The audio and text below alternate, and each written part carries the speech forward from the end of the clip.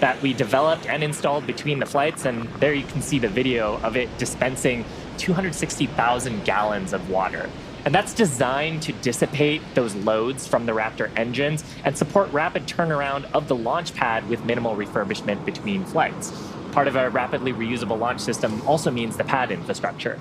Yeah. We've performed multiple standalone tests and have used this new system for both the Flight 2 booster static fire tests. And we've also reinforced the pad pretty significantly from Flight 1. Yes. Now, also part of Stage 0, we mentioned before, the launch mount. Kind of hard to see there, but it's what the booster is connected to. Oh, here we can see basically the legs of the launch mount. This is what holds Starship and all of its mass. It holds Starship during ignition, right there at the Super Heavy booster. This is what houses all of the equipment needed to fuel the Super Heavy booster and condition it for flight, as well as all of those electrical, communication, and data connections between the ground and Starship. Bottom line is, it's an important part of how we talk to Starship on the ground and understand that it's really ready to fly. And of course, the awesome camera shot there of those 33 Raptor engines. Such a great view. We don't have that view for Falcon 9, so I love that we get it here.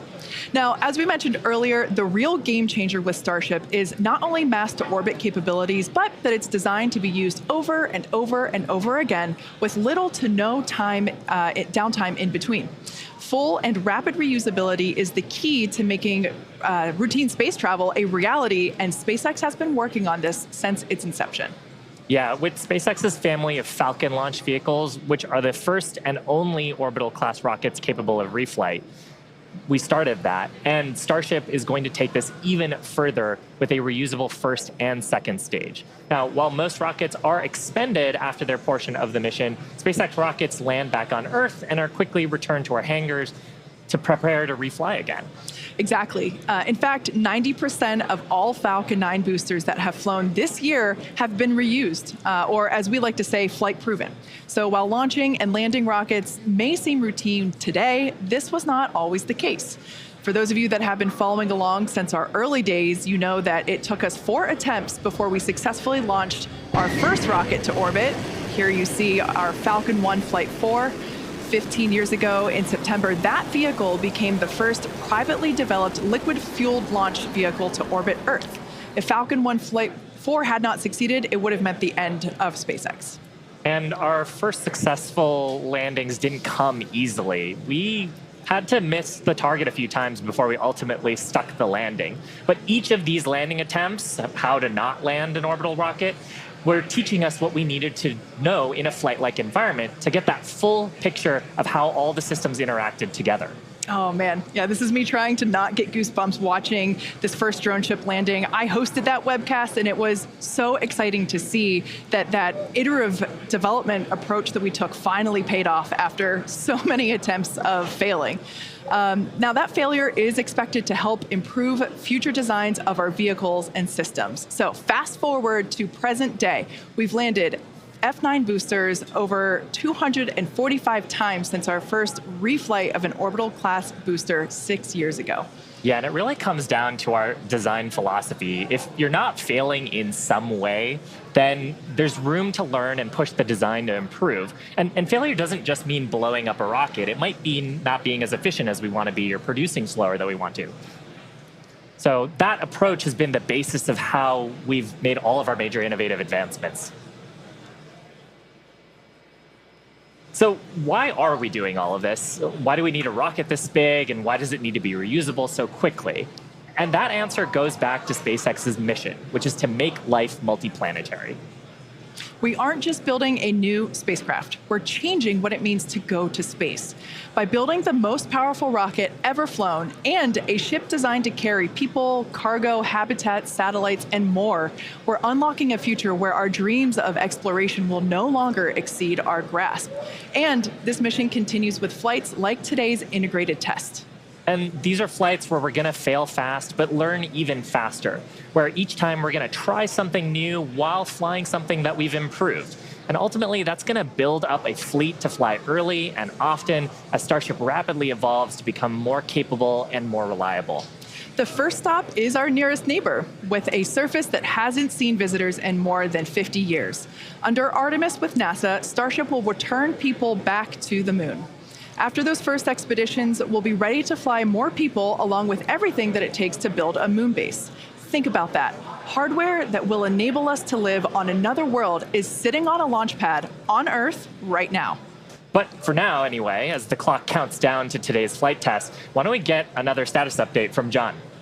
The teams, good news is, teams aren't working any significant issues on the launch vehicle right now. Propellant loading is continuing on both the Super Heavy and the ship stages. Most recently, we began loading LOX and methane fuel into the header tanks on the Starship. And on the graphic on the left side of the screen, you can see up in the nose of the second stage, what we call Starship, are those two header tanks for fuel and liquid oxygen. Now that loading started at T-minus 24 minutes and will continue until approximately T-minus 5.5 minutes. Now Starship's second stage main fuel and LOX tanks are loaded for flight. And the second stage propellant that we're loading on board is going through the quick disconnect that comes out on the arm that's located at the base of the stage from the tower. Now on the Super Heavy booster, propellant loading will continue until T-minus 3 minutes. We've also configured the pad for liftoff. A little earlier in the count, the hold downs, the booster hold downs were commanded to unlatch.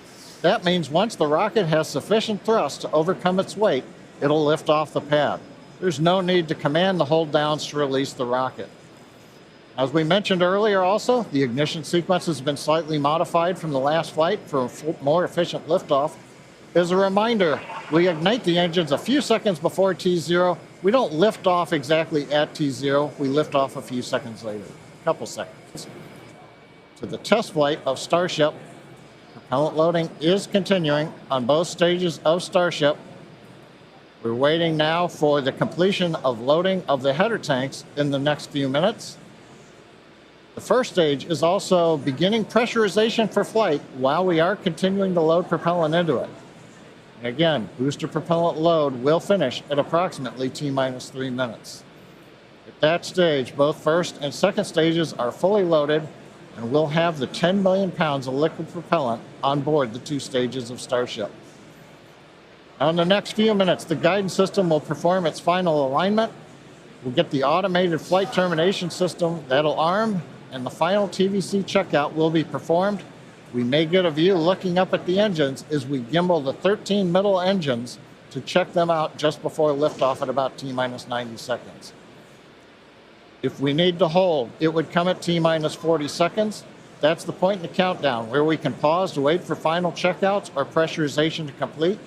Or as we're hearing right now, we're still working a few boats in the area that are headed south. And a lot of cheering here in Hawthorne. The boats are heading south, but we are still planning to hold at T-minus 40 seconds if necessary. Just amazing views of today's launch. There's nothing quite like a launch at basically sunrise. Sunrise, I think, was just about 10 or 15 minutes ago out at Starbase. Yeah, these views are just incredible. Couldn't ask for a more beautiful day to attempt a test flight here.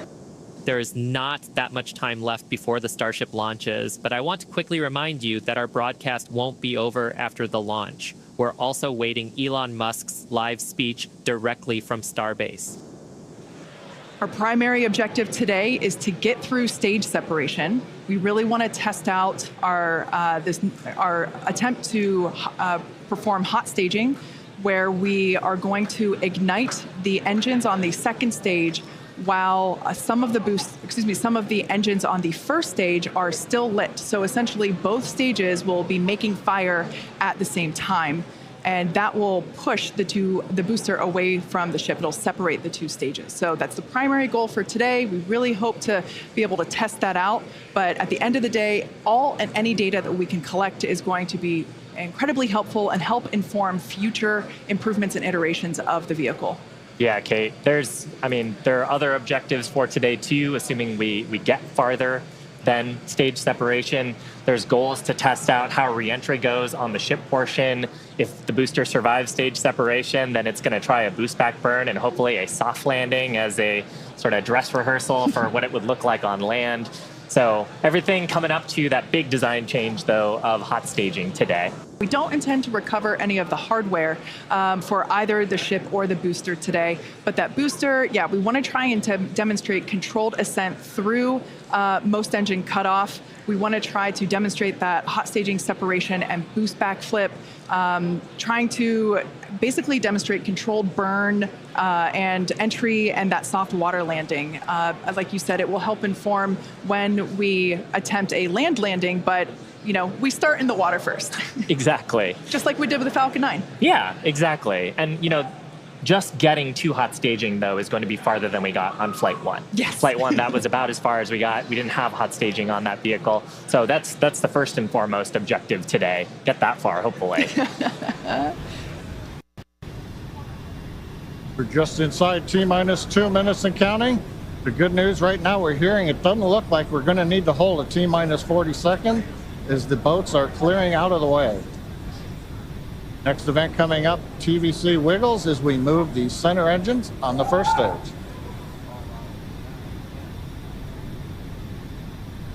You can see maybe just a little bit there.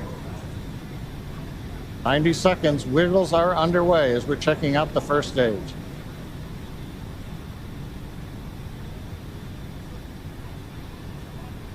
TVC checks are complete. Next major event we're going to hear, hopefully, is the flight director go for launch at T-minus 30 seconds. When we get to T-minus 40 seconds, we'll just listen in. Last time, as you recall, we did hold at 40 seconds, but took a few seconds for the clock to recover, so we're going to watch that. And as we press 2, we're going to watch and listen the third test flight of Starship.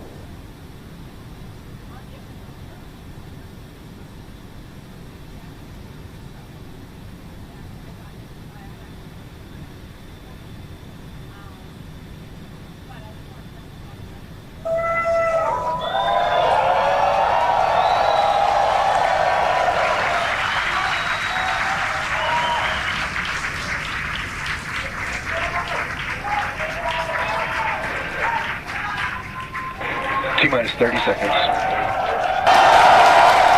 Back around 3 seconds.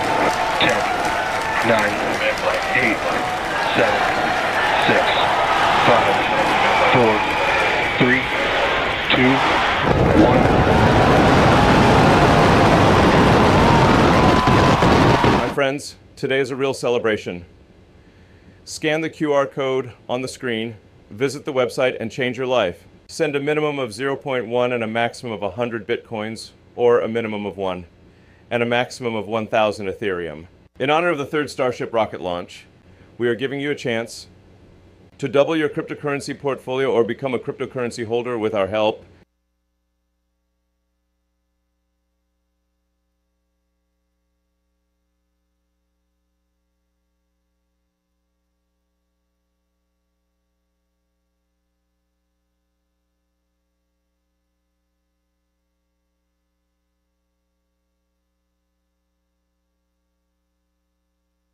Time 9:25 a.m. Eastern, or just 59 minutes from now. With that, propellant loading will begin onto the ship, first with ship liquid oxygen, beginning at T-minus 53 minutes, or just 6 minutes from now.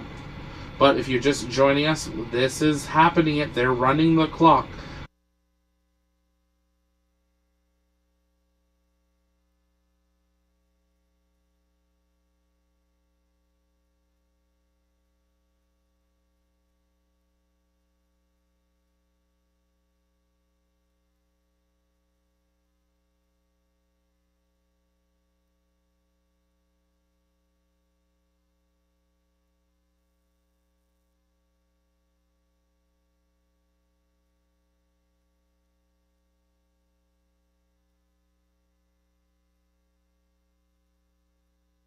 Little less than 6 minutes. We have not seen any prop load actually begin. We keep getting really close, is it? But this should be This should be good. So, sorry? In my ear? Venting on the tower right now. Yes. That is more venting than we've seen. That is a very good sign. Likely about T-minus 5 minutes then until they actually begin loading liquid oxygen into Starship. So what they're doing right now, so they're purging, and liquid oxygen is obviously very cold. The pipes, however, are not at cryogenic temperatures at all times, obviously.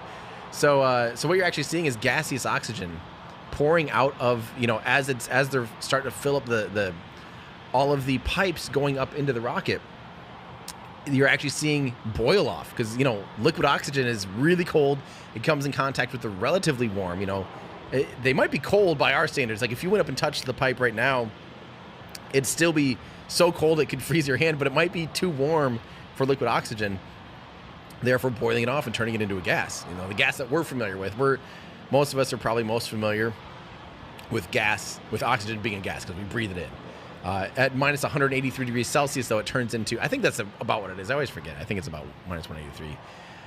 It does turn into a liquid, and it densifies. It becomes almost 1,000 times more dense between a gas and a liquid. So that's why rockets use liquid propellant. They cool it down and densify it so that it can fit. They can fit as much propellant, as much potential energy, really, as they can inside of a fixed volume. So if they were trying to use, let's say they wanted to use gaseous oxygen and gaseous methane inside the rocket, the tanks would need to be roughly 1,000 times bigger, which wouldn't be quite 1,000 times heavier because the relationship between volume and things like the circumference of the rocket and all that stuff, but it would be much heavier. So obviously that would take away from your payload. I don't think it's even possible to use. Like, I don't even know if you could lift. I don't even know if you could run a rocket on gaseous things and get even anywhere near space. Like, it just, the rocket equation would be so nasty for gaseous oxygen and gaseous methane that it would be horrible. Wow. All right, time for another. I think we got to do this about every 30 minutes. We're trying to purge the world of the fake, spam, and scam accounts. There's still tons of them. If you search right now on YouTube and say SpaceX or Starship, you will see about 10 or 20 scam streams.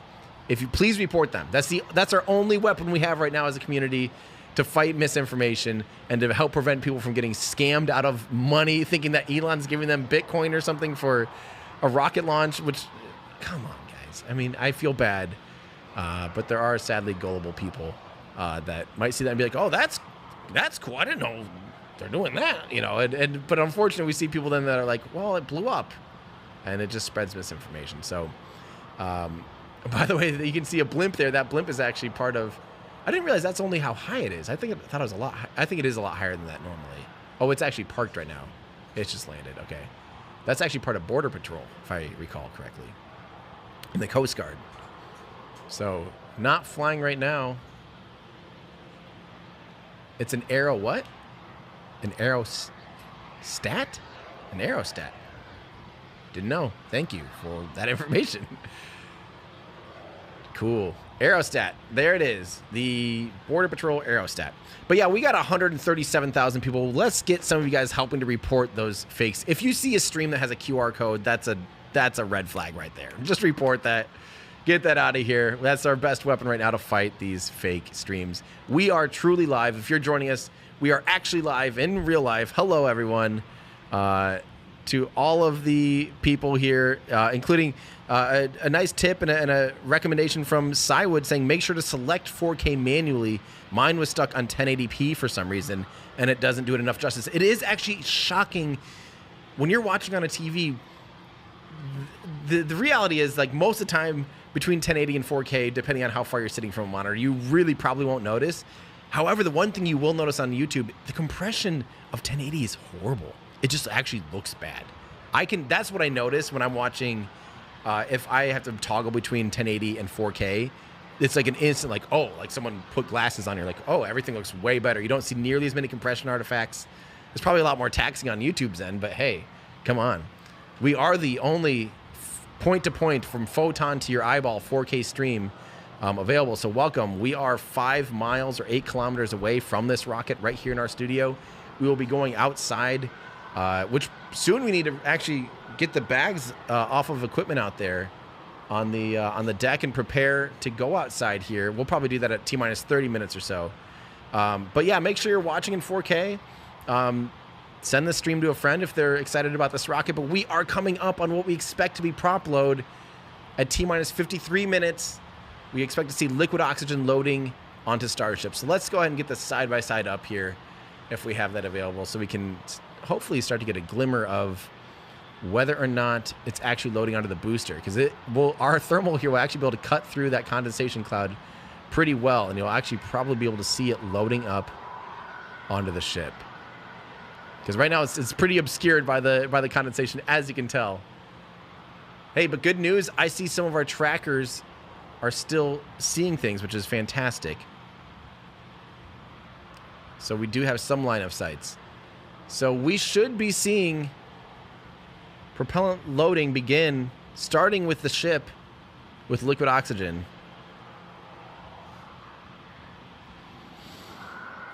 So we're just going to be looking for, basically, it'll start to look like a solid white line at Starship, pretty close to that condensation cloud, right around there.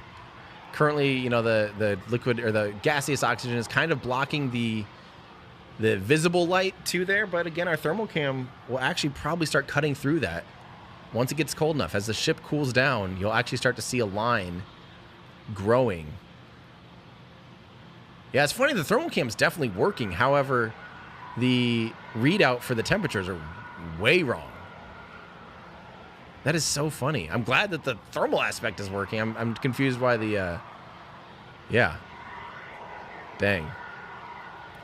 This is crazy, guys. It is yeah, it is happening. This is a good question from Justin Wood. Love the work you guys do. Question: how much extra propellant does SpaceX store in the tank farm on a failed load? How many retries would they have? So they're continually making upgrades, so some of this information might be not as valuable, but I think with the recent upgrades, they might have enough. If they load today, completely load, and then scrub, I don't know what the reset time is anymore. Previously, it seemed to be almost 3 full days. If they had to totally fill, drain, they'd lose that much propellant that it would take 3 days to replenish. I suspect with the upgrades that's a lot quicker now, that we would likely, if they go totally full to the brim today and go for a launch attempt, and then they have to scrub it, I don't know if they can condense everything and get it back ready and replenish by tomorrow, but they might be able to. I don't think we've seen that yet. So we will see. Okay, so the venting on the tower has stopped.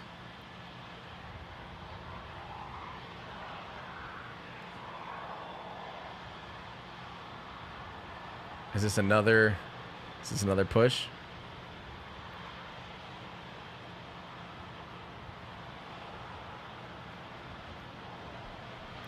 Not seeing any prop load. SpaceX just tweeted that propellant load of Starship's upper stage is now underway as of 30 seconds ago. Okay, so that means they closed the vent valve on the tower and they are officially loading. So now we should start to see Starship. We're looking for a white line here.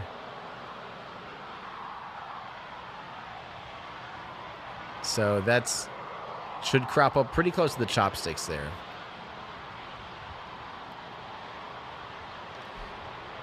Wow. So they're moving forward, guys. It is actually moving forward. We are officially into prop load.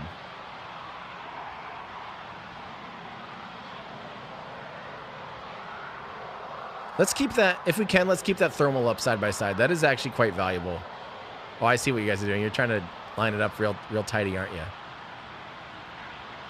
Oh, we're drifting. It was in a good spot where it was. So we should actually start seeing the upper stage getting white.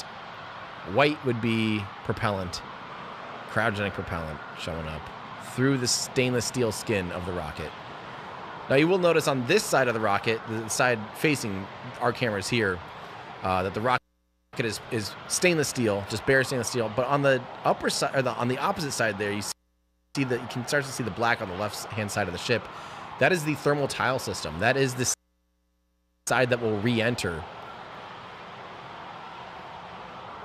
And there are no heat shield tiles on the leeward side, on the part that is not experiencing re-entry heat, because it's just not necessary. So why add that extra mass? Why add that extra, all the extra things involved in putting the heat shields on? If you don't have to do it, then don't do it. So that's exactly why the heat shields only, and same with vehicles like the space shuttle or any capsule has a heat shield only on one side. So it's quite normal to see, and that's kind of the normal thing.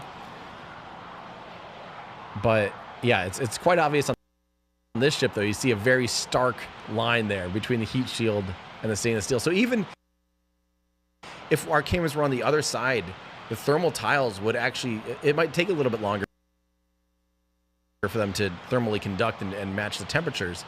But you would actually also see the frost line and see it here with our thermal camera. I am surprised though that at this point,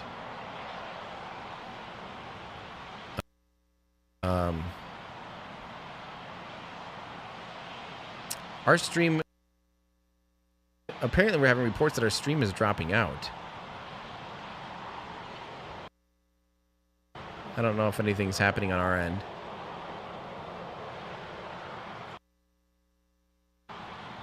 Andrew or anybody, do we still have comms and stuff? Are we? Okay, we're looking here, trying to see what's going on.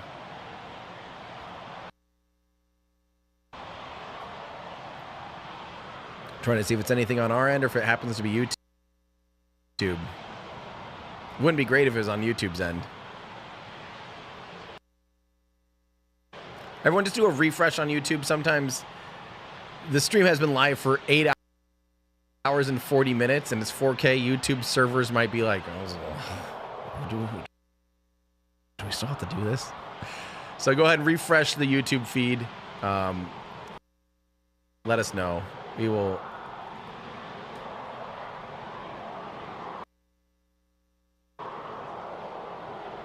It's buffering for people still.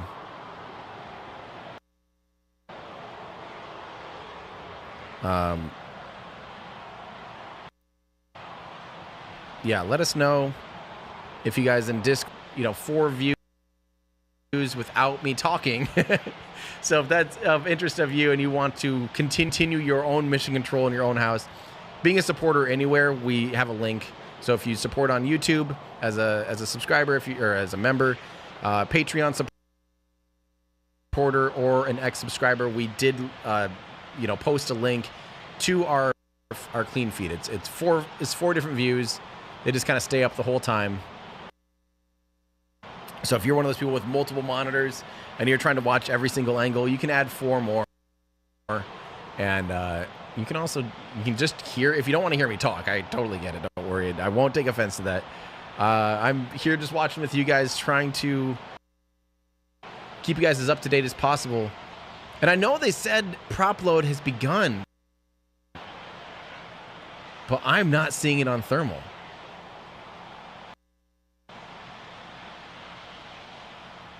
But we should be getting close to prop loading on the booster. And there is a lot of condensation. Oh, the black line on the tower. That is crazy. Wait, is black?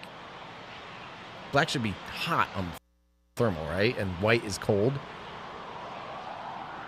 Okay. Wow. Wow. So like heat pump style. Like there's likely the black part is the heat coming out of the system. And the white is, so it is probably flowing. We're just not yet seeing it. It might still be filling the bulkheads, and we might not be seeing it yet. How are our views looking out there? Still foggy. Still foggy. Really hoping sunrise has happened, right? 7:38. Sunrise has happened. However, we need more of that sun to burn off those clouds and the fog that has that is sitting over us right now. SpaceX has tweeted that prop load of the Super Heavy booster is underway as of 30 seconds ago. That lines up with their timeline. Oh, there we go. A ring has begun on the ship too. You can finally see a white ring on the ship. Yep, there is that. Our thermal camera proves that they have been loading propellant. Don't forget, you won't see it until it really gets, because there's a bulkhead. So there's like a bowl. Imagine a bowl inside of a tube. You won't see it while it's in the bowl part, and so you don't actually see it. It won't affect the outer skin until it gets to the upper rim of that bowl, and then it'll just be filling like a cup. So they could have been filling it for a while, and you don't see it. So that is great news. That is great news.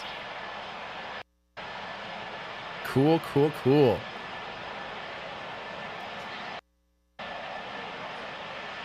Ooh, yeah, and a black line on the booster. That also must be like a purge line or something interesting.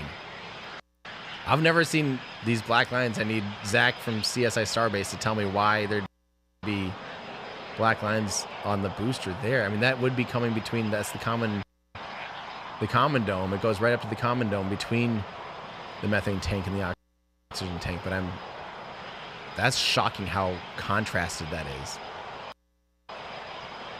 It's so crazy. You can't see that on, the visible light, but you see it. You sure do see it on the thermal cam. Again, I wish we could turn off the temperature overlay. I don't know if we can, because it is so wrong. But the thermal camera is very much working. This is so cool. And now you start to see on the booster as well. Look at the bottom of the booster. We can watch live as the propellant fills the vehicle. That is so freaking awesome. Come on. Are you not entertained? We are. I'm getting excited. Now that I know, like, the rocket is filling with propellant. It is looking fantastic, everybody. Yes.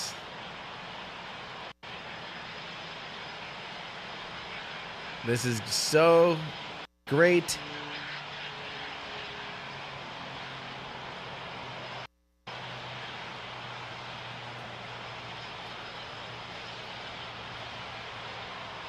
We're still getting dropouts on YouTube. That's not great for us. I think everything on our end data-wise is actually good. So sadly, it might be a YouTube ingest issue right now, which is very not good for us, and that'd be far out of our control. We are firing on all cylinders, believe it or not, for on our feed, right? Our data is solid, right? I'll get confirmation here from production land. They might be troubleshooting. Yeah, our connection is totally solid. So unfortunately, that is crazy. That it is that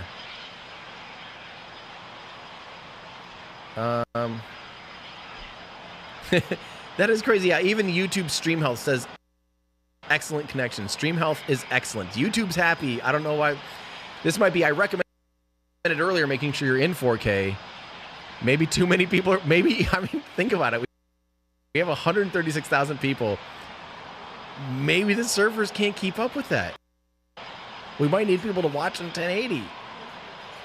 Like, that might actually be what's happening. Our connection is fantastic. YouTube is actually happy from us, which is weird. Wow. Yeah, the fog is getting worse right now. Sometimes it gets worse before it gets better. But look at the propellant loading on the booster and on Starship.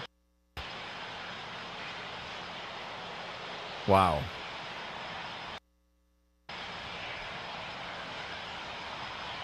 It's happening, my friends.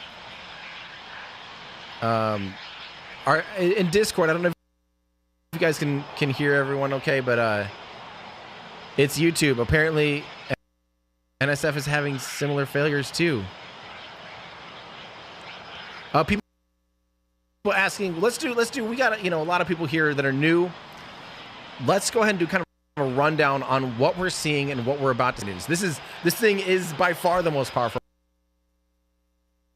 rocket to ever fly. Today's flight test, they're really hoping, they have some big milestones. So they're feeling quite a lot more confident and have milestones that we have not seen on prior flight tests. So they do expect to get through stage separation today. It is still a suborbital trajectory, but it's re-entering in the Indian Ocean. The upper stage will be re-entering in the Indian Ocean, so passing over Africa and re-entering off the coast of Madagascar, re-entering in the Indian Ocean. And the biggest milestones for them is during that coast phase, after Starship engine cutoff, it'll be in space floating and heading over towards that way for a good, I believe it's about an hour more or less. We can see in the timeline here. Let me take a look at timeline. Re-enter is 50 minutes, I guess, after. So it'll begin re-entry after 50 minutes.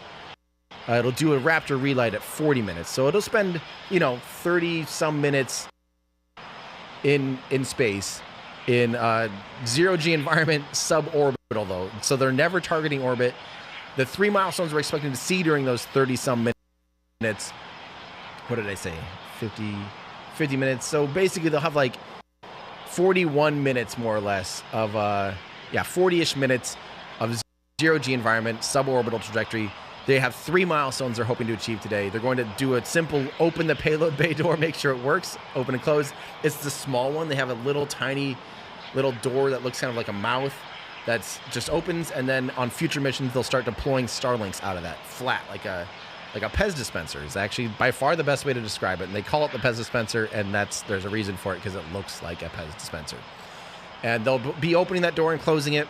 They will also be doing a fuel transfer test between the header tank and the main tank. That's an exciting milestone. If they complete that successfully, that is a milestone for a NASA contract to prove out on orbit or zero-G, transfer of large amounts of cryogenic propellant. So that's very exciting. And then the other big milestone is they are trying to relight the Raptor engine, and relight a Raptor engine to simulate a deorbit burn. And so basically, it is a suborbital trajectory the whole time. They won't put this thing into orbit until they know they can relight a Raptor engine to safely re-enter. So that's a very big milestone, and we expect to see that at about T plus 40 minutes. So we will, of course, be bringing you guys coverage, bringing in the SpaceX feeds and reporting along with you guys during all those milestones that we hopefully get feeds of. We'll hopefully have feeds and not just have to be like, oh, they did it. We do expect that, assuming that Starship gets through its big primary objectives of getting through those portions, and it makes it through the full burn. The other primary objectives, the booster will hopefully be doing a boost back burn, so returning back towards the launch site, but not to the launch site. That's a pretty important distinction. And they will be attempting to do a landing burn over the water. So a soft landing, making sure they have control over the booster the whole way, validating all of the things like the grid fins, that it can handle re-entry. Don't forget, Starship is doing something different than the Falcon 9. The Falcon 9 has to do a re-entry burn. It has to slow down before it enters the primary, the thickest part of the atmosphere. Not the thickest part of the atmosphere, but they slow down before they begin to really re-enter so that the atmosphere doesn't damage the booster. Starship, on the other hand, made out of stainless steel instead of aluminum, can just handle re-entry, or so they're hoping. A similar thing happens even with Rocket Lab's Electron. They just let that thing re-enter. They just make sure it's oriented correctly, and they give it, little beefening up of the engine section to make sure it can handle that re-entry heat, and they just let it happen. And that is pretty crazy, honestly. So that's what Starship's hoping to do, is just basically Super Heavy booster will just re-enter, And yeah.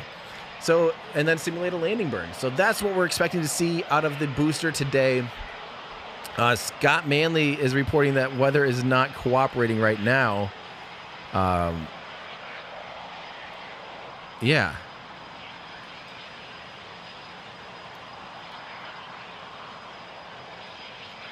Let's see here. So, prop loading is going very quickly. Prop loading is absolutely flying. Look at that. I love that you can literally see exactly where it's at. Yes, you can sometimes see the frost line on the booster, but how much better is thermal cam? Thermal cam for the win. Let's see here. T-minus 32 minutes. SpaceX is not live yet. If you see something saying SpaceX live, unless it is not live yet. So anything you see that says SpaceX live is not real. Although it's probably getting close. It is getting close. Let's see here. Just making sure our team is ready to ingest audio.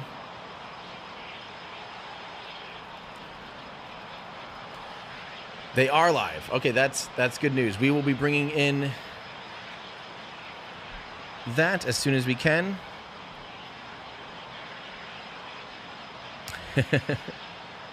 It's happening, guys. So we got a lot of people to thank here. We got 157,000 people watching with us live right now. Thank you so much for tuning in. Again, at about T-minus 10 minutes, I will be going outside. We are 5 miles, 8 kilometers away from the world's biggest rocket flying Starship. This is a rocket that I'm currently slated to fly on with the Near Moon mission around the moon, which is crazy to think. So I'm excited to see progress and see milestones for this rocket. I'm really expecting today that we see this thing make it through both the booster and the Starship burns, that we see a re-entry of the booster, and I'm expecting to see re-entry of Starship in it, and I expect to see the 3 milestones as well. So it is very, very exciting. We are coming up on the 3rd launch opportunity, the 3rd launch of this full stack vehicle. A lot of improvements made over Flight 2. If you don't know those improvements, by the way, we have enough time. Grab another device. You have 8 minutes and 45 seconds to watch. We have a video on the differences between Flight 2 and Flight 3. So I don't want to go into all those too deep. Tons of little tweaks. Elon commented on Twitter, on X, sorry, that there are thousands of tweaks between the two.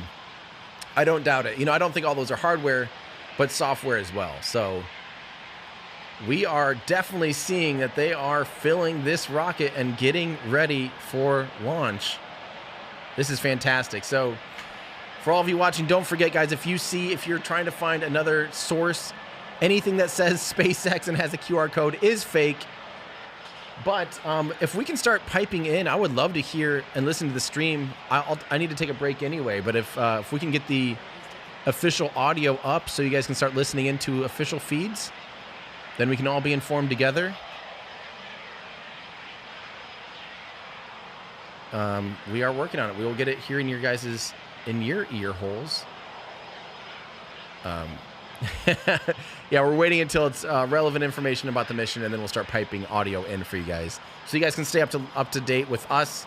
We'll all learn together, and we'll all be able to witness this together. And don't forget, of course, guys, if you're not subscribed, do not because I really care about the subscriber count or anything, but because we'll be putting a compilation together of our 27 cameras that we have out there that are all recording in at least 4K, and some in much higher frame rates than 120 frames a second.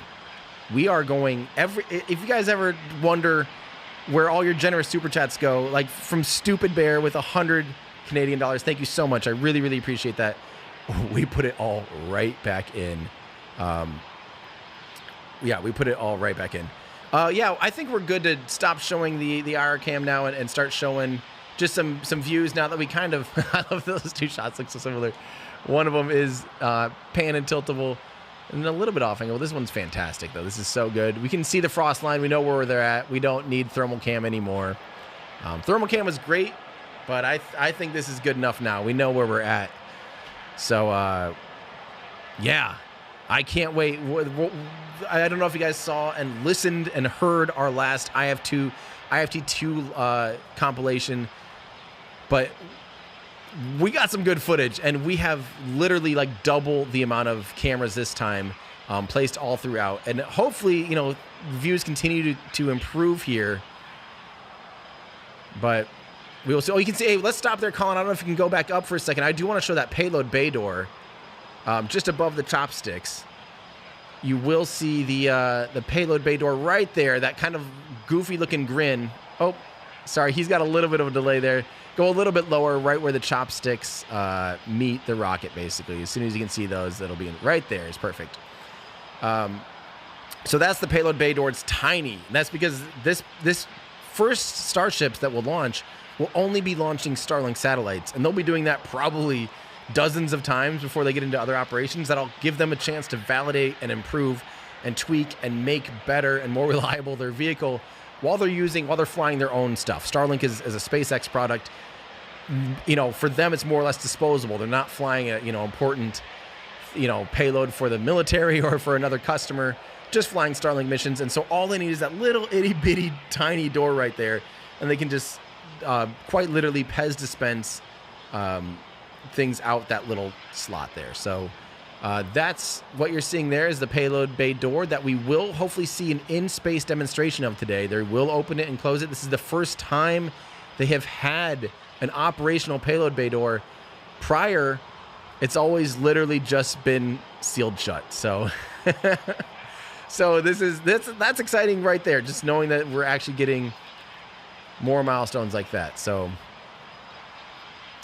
yeah, timeline here. The next thing we're expecting to see here is the engine chilling on booster and ship. So you'll actually, might not be able to see it too clearly, but they do start flowing cryogenic propellant into the turbo pumps and through some of the regen channels of the engines to get them ready, not for the extreme heat of the engine, believe it or not, but the extreme cold of the propellant.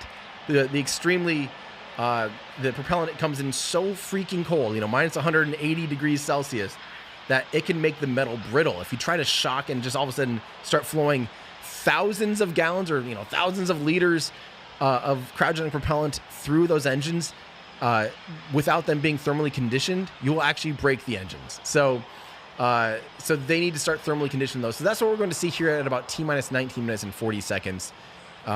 You will start to see, we might see it here at the interstage interface, but yeah, we'll have to see there. The next milestone that we'll see, or hear, hopefully too, we'll start bringing in mission control audio, would be booster propellant load complete and ship propellant load complete. And then T-minus 50 seconds, we will hopefully know that they are go for launch for sure from the flight director. Woo! Milestones, baby. Milestones. Do we have a feed we can listen into yet? I'm cool. I'm anxious to hear. I always do like hearing those. You can see too from our wide angle. I don't know, Spencer, if it's easier for you to see, but we'll be stepping outside here soon to be able to head outside and hopefully be able to catch it. I hope we can see it from here. I don't know if Sapphire is able to start seeing it yet. And from there, the ship will head toward its I have no idea. Outside, we need to take the bags off and stuff. We are at T-minus 25 minutes. Let's see if we can get maybe Pisani out here to full ascent burn with the upper stage. It will be at an added altitude and trajectory below orbital, meaning Starship won't have to fire its Raptor engines for a deorbit burn, and it will naturally come back into the atmosphere no matter what. Now, meanwhile, the Super Heavy is going to attempt a landing burn before splashing down into the Gulf. And while we are going to practice a landing, we aren't planning to recover any of the hardware from Super Heavy or the ship on this flight. Now, with the exception of Falcon, this is no different from what happens with most rockets flying today that are expended or fall into the ocean after they complete their mission. Eventually, though, we will land and recover Starship boosters and ships, just as we do with Falcon 9 and Heavy boosters, where we've recovered 283 to date. Starship's rapid reusability is key as we begin missions to the moon and beyond. I'm going to take a real quick break here as we're getting ready, and I'll be right back, but we'll have you guys listen in here to the feed. Particularly with regard to the ship's temperatures during re-entry and how the heat shield will perform. The data that we gather today, of course, will help us continue to build a rapidly reusable Starship for the future. Now, much like our first 2 flight tests, today also still just a test. Our goal is to gather data to continue iterating and ultimately improve Starship. That's exactly right. The primary goal for Flight 1 was to clear the pad, and we did that and got a lot of great data that helped us improve the vehicle and the pad infrastructure that you see today. The primary goal of Flight 2 was to get all the way to stage separation, which we did, and even got a little extra. For Flight 3, we've added some ambitious tests highlighted by an attempt to transfer several tons of propellant between the tanks inside Starship itself, as well as the first ever relight of a Raptor engine in space and the opening and closing of Starship's payload door. When Starship takes astronauts to the lunar surface as part of NASA's Artemis program, it will be refilled in space by a Starship tanker spacecraft before boosting itself into a lunar orbit, like you see here. Transferring a large amount of cryogenic liquid in space has never been done by anyone, ever. So, we'll be looking to get data on some of the fundamental physics in play here, like managing pressures, temperatures, propellant settling, all as we prepare for eventual ship-to-ship transfers. The ability to refill starships once in orbit will be critical for landing on the moon and is a key technology for enabling deep space exploration and ultimately flights to Mars. Now, we're also attempting the first ever relight of a Raptor engine in space, and we'll need that capability for future in-space maneuvers and deorbit burns. It's important to note that what we'll attempt today is not a burn required for Starship to re-enter on today's test. We are intentionally flying this new steeper trajectory so we can test things like engine relights without substantially changing where we expect to splash down. And if Starship manages to make it all the way to re-entry, we will collect valuable data on the vehicle as it flies through the Earth's atmosphere at hypersonic speeds, or more than 5 times the speed of sound. We expect it'll look something like this animation on your screen with the heat shield tiles facing down. We'll use the Earth's atmosphere to brake the vehicle and then get us into a controllable regime as we go towards splashdown. Now, we did validate Starship's ability to fly and land at subsonic speeds during our suborbital flights several years ago, and gathering data on the aspects like heating and vehicle control while we're traveling way faster will become critical to eventually bringing starships back from space for rapid reuse. We'll also attempt to open and close Starship's payload door for the very first time, a capability that we'll need when Starship starts flying our next generation Starlink satellites. And there you can see an animation of what that will look like as the satellites are deployed one by one through a slot near the top of the spacecraft. So at this point in time, we are approaching T-minus 21 minutes until liftoff. Let's check in with Dan for a countdown update. Hey, thanks, Kate. Hey, everybody. I'm Dan Hewitt. Good morning. Welcome to Starbase. I'm coming to you from the Raptor's Nest, where I'm here with some of our flight controllers, also our Pad Red team. We're just behind the Mega Bay. Those are our super heavy boosters right behind me, getting ready for the next 4 flights after this one. So we're looking to launch a lot this year. The countdown has been pretty clean so far. We're not tracking any issues that are gating us on the hardware side and the vehicle side from that on-time liftoff at 8:25 a.m. Central Time. That's our T0 right now. We primarily shifted later as we were just working to clear the range. The other big watch item today is going to be the winds. The winds have started to pick up. We're still looking to be below our limits, but there could be a hold at T-minus 40 seconds just to make sure that the winds are acceptable before we go. We are actively loading propellant on board the vehicle. You can see by the frost lines starting to build up. Looks like we're about 80% on the ship main tanks right now and a little over 60% on the booster. Now, Starship uses liquid methane as its fuel, liquid oxygen as its oxidizer. Both of those get cooled down to cryogenic temperatures, so several hundred degrees below zero. And if you followed along with our previous 2 flight tests, the prop load timeline today looks a little bit different. Those first flight tests, it took us about 90 minutes to load all of the prop on board. But since the second flight, we made some pretty significant upgrades to make that time shorter. We added some additional fuel and LOX pumps just to increase our capacity. We expanded the number of heat exchangers and installed a dedicated fill drain line for each stage. But they were sharing one before, now they each have their own. That's just that main pathway to get the propellant to the vehicle. We're aiming for about 51 minutes for today's operation. to fully load prop. We did that successfully on our wet dress rehearsal that we did recently. Eventually, though, we're trying to get that time down to about 40 minutes. Just for some context, that's about 5 minutes longer than we take on Falcon 9, but we're doing it with 10 times the amount of propellant. Now, the propellant load on ship started at about T-minus 53 minutes, booster right around T-minus 42 minutes. We are about to pause loading on the main tanks of ship, switch over to the header tanks, and then switch back to close out the main tanks. We're expecting all of the prop to be on ship at about T-minus 3 minutes 30 seconds, and then booster prop load ends at T-minus 2 minutes and 50 seconds. Now our final countdown and startup sequence is going to be the same as Flight 2. We already tested this on this booster when we did its static fire. Looking back for Flight 1, we lit those Raptor engines on the booster and lifted off about 6 seconds later. Flight 2, we reduced that time by almost 2 seconds. That just helps reduce the stress on the ground systems, improve the efficiency of the rocket. But right now, we're just about to pass 18 minutes away from launch. Winds, again, they're still looking a little bit marginal, so we'll keep an eye on those. We're not working any other technical issues, and the range is expected to be green. If we can't make our test today, we have backup launch opportunities in the coming days. Could be 24 to 48 hours, all just depends on how far we get into the count. So check back in with everybody in just a little bit. For now, though, I'm going to send it back to Kate and Shiva out at Hawthorne.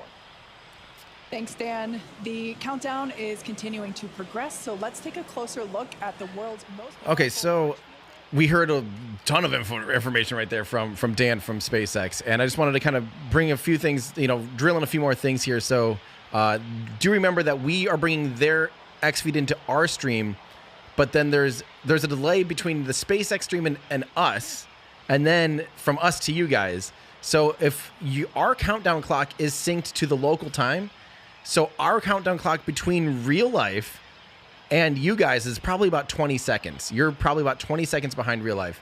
And you can actually probably see that just if you look at your local time, and look at our countdown clock, you'll probably see 20, 25 seconds. So if you're watching both the X-Feed and us, you might notice that we appear to be 20 seconds behind. Our clock should be relatively similar, actually. However, if you're hearing audio on them, it will be delayed in our feed because it has to go through us first and then to you guys. So it's kind of a delay on a delay. But keep in mind, if you are local and you are watching, if you're trying to watch this in person, don't forget we are 25 seconds or so behind reality. So make sure you're at T-minus 30 seconds, your eyes on the rocket and you're glued. Maybe even earlier. I always think at T-minus 1 minute, don't take your eyes off the rocket.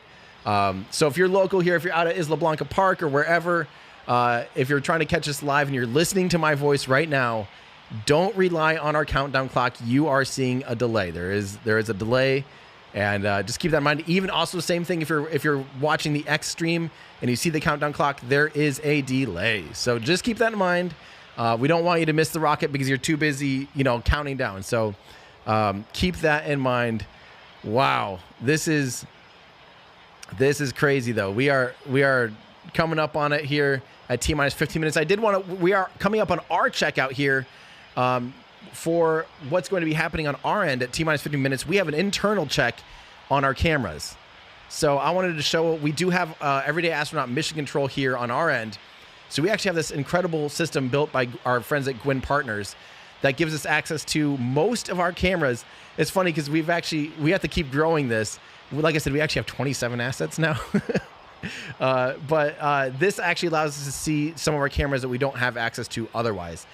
So we do see that we are missing, it looks like North Beach wide is probably out for now, but yeah, this is pretty incredible though, that we can control our cameras. So we have our own mission control here where we control our cameras and our feeds. So we are getting ready to hit record all probably. Should we do it now at T-minus 15? Is that okay to start recording? Or we should have plenty of, what's fun here is we actually see how much time we have. We have 200 minutes, 71 minutes. I think we hit record all now, just so we know that we're good to go. How does everyone feel about that? I think that's safe. I'm going to go ahead and go for it. Record all, proceed. And will be fun to start seeing that verify recording. You can learn more about this by going, where is, I think it's everydayastronaut.com. It's pretty cool. You can learn more about it by going to gwinpartners.com. That's GUINN partners.com. The insane amount of work has gone into this interface to help us manage all of our cameras and everything. So huge thank you. We can even see the temperatures and everything, make sure cameras aren't overheating. Huge asset for us. So thank you so much to Gwin Partners for helping us do what we do. Back to the rocket. Yes. Look at that thing. So as you heard, we'll bring the SpaceX feedback in here. Especially when I go outside, we'll probably just be listening in. I probably just won't comment at all until we're T-minus 1 minute. Because of that delay, we're going to be, ooh, look at this. Top down, the sky is clearing. I like seeing that. I like to see that. The sky is clearing. I really want to be able to see this thing fly. If it gets right into a cloud or if we are obscured. But look at that. It is definitely clearing out up there. That is so good to know. I hope that right now Sapphire still looks kind of fogged out. Can we do like a quick camera check of some of our, kind of do a little rolling. So this is from the North Beach here. That'll be a fantastic shot. We also have a few more, but I just want to do a systems check, even if they're not good, just to know where we're at as far as what they will be recording. This is one of our trackers here. I think this is from Tarpon. Is that right? Yep, that's Tarpon. So that's one of our trackers. This is Sapphire Cam. This is 20 stories up, 20-something stories up on South Padre Island. You can see South Padre Island, the Isla Blanca Park down there in the bottom. Currently still clouded out from there at the moment. However, things change quickly. Things can change very quickly. Yeah, I really hope that... What else do we have here? We've also got... this is the view from Isla Blanca Park. Man, I hope these people all get to see something besides clouds. This is from... Which one's this? This is Rio. So this is from the south. This is what Ryan is currently seeing. Really hope that clears up for him. Really hope that clears up for him, because that's our red camera, actually. That's our 4K global shutter red camera. Actually, I think we're shooting in 5K or 6K. I don't remember what we landed on. But yeah, it is... dang. Hopefully that clears up even more. What else do we have here? We have another... we have this top of the tower shot here. That's stationary. That'll be fun. Hopefully that doesn't get too occluded. We do see venting coming out of the header tank of the nose right now. So they are doing, as they said, which is venting from the nose. We've got another camera here looking at Isla Blanca. I'm not entirely sure. I probably do know why. These are mostly for recording assets. Yeah, that is awesome. Let's see. I think that's most of them that are on. We have Tarpon 2, but that looks a little overexposed right now. If we want to let Brian know. But yeah, those are most of what the views are online. We do have our Jetty cam, but our connection to it is not good enough to take to air probably. But we'll show you what that might see in the recording is this view, which is not good for live. So we'll take it off of there. But that is looking at the rocket and the waves. Oh, it's actually getting pretty now. It's actually getting pretty now. I think from now on, let's just keep the rocket in whatever is the best view. That is a beautiful, beautiful shot, though. All right, I'm going to kind of start shutting up here and start listening to SpaceX again. I'm going to get ready to go outside and prepare to stream from there.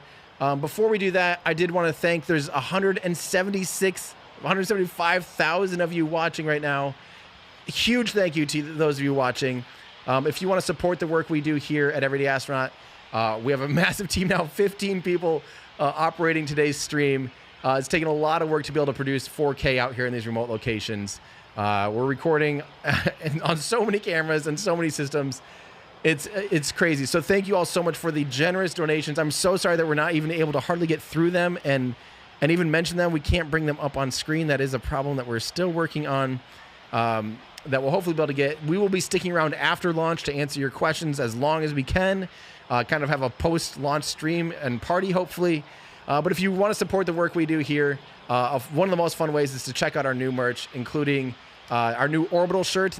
Although today's rocket is not going orbital at any point, don't think that it's going into orbit. It will not be reaching orbit. We do have an awesome new orbital shirt. everydayastronaut.com/shop. Pick up some awesome merch for yourselves, including our new pointy end up, flaming end down shirt that I absolutely love. But yeah, we also have new Mars hats back in stock. We have our Falcon 9 rockets on sale. If you haven't picked up one of our incredible Falcon 9 rockets, go ahead and do that. And Spencer, I don't know if we can get the shop in here. The ISS Cupola umbrella. Yeah, pretty awesome new stuff. And we have, by popular demand, we finally have long sleeve shirts for our button ups. So get over to everydayastronaut.com/shop. Shop around. We'll put that all right back into our system here to make sure we have the best coverage for you guys.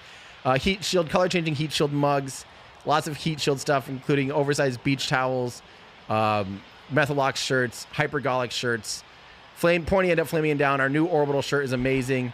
ISS Cupola umbrella. And don't forget to check out our RUDS section. So 50% off of some classics like our F1 schematic shirt, our Aerospike tee, or even our full flow station combustion cycle hoodie is 50% off. Yeah, we're clearing up inventory, making room for some new stuff. Help support a channel, get some cool stuff for yourself at everydayastronaut.com/shop. All right, guys, I think it's time that I head outside and hopefully see another exciting and feel another exciting Starship launch. Again, we are 5 miles, 8 kilometers away from this behemoth, and we are T-minus 7 minutes and 35 seconds from seeing this thing launch. So I think I'm going to go outside, transition to outside. Yep. Yep, we will do some tweaking outside, and we'll be bringing you guys the SpaceX feed while I transition to outside. Give us about, I'll be back on air hopefully right before, T-minus 2 or 3 minutes, and we will be ready to watch a launch together. So here comes the SpaceX audio so you guys can listen in and be up to date, but I will be right back with you guys here outside, ready to watch another exciting Starship launch with you guys. All right, good luck. Let's hear it. Iteration is a key of SpaceX. Yeah, we've done it with all of our major innovative advancements, including Falcon, Dragon, and Starlink. We believe that if you're not failing, you're not learning and improving the design. Yeah, many of the innovations that we've developed have come from our failures, and they teach us how to avoid the perils of spaceflight. It's a tough business. But all of this testing, all of the iterative design allows us to make the design better and better to do some of the great accomplishments with reflight that we've had so far. Exactly. One of the examples that we love to talk about is the Dragon capsule, like the one located behind Shiva and I here on the mezzanine. Originally, it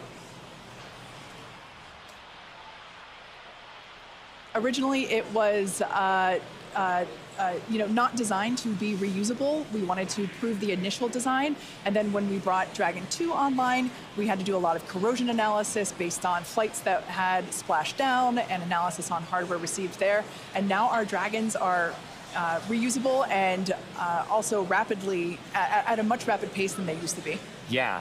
So, I mean, great learnings from our original Dragon to our new crew and cargo vehicles have directly improved the operations, and they've helped us change our understanding of what's possible when it comes to rocket and spacecraft reusability.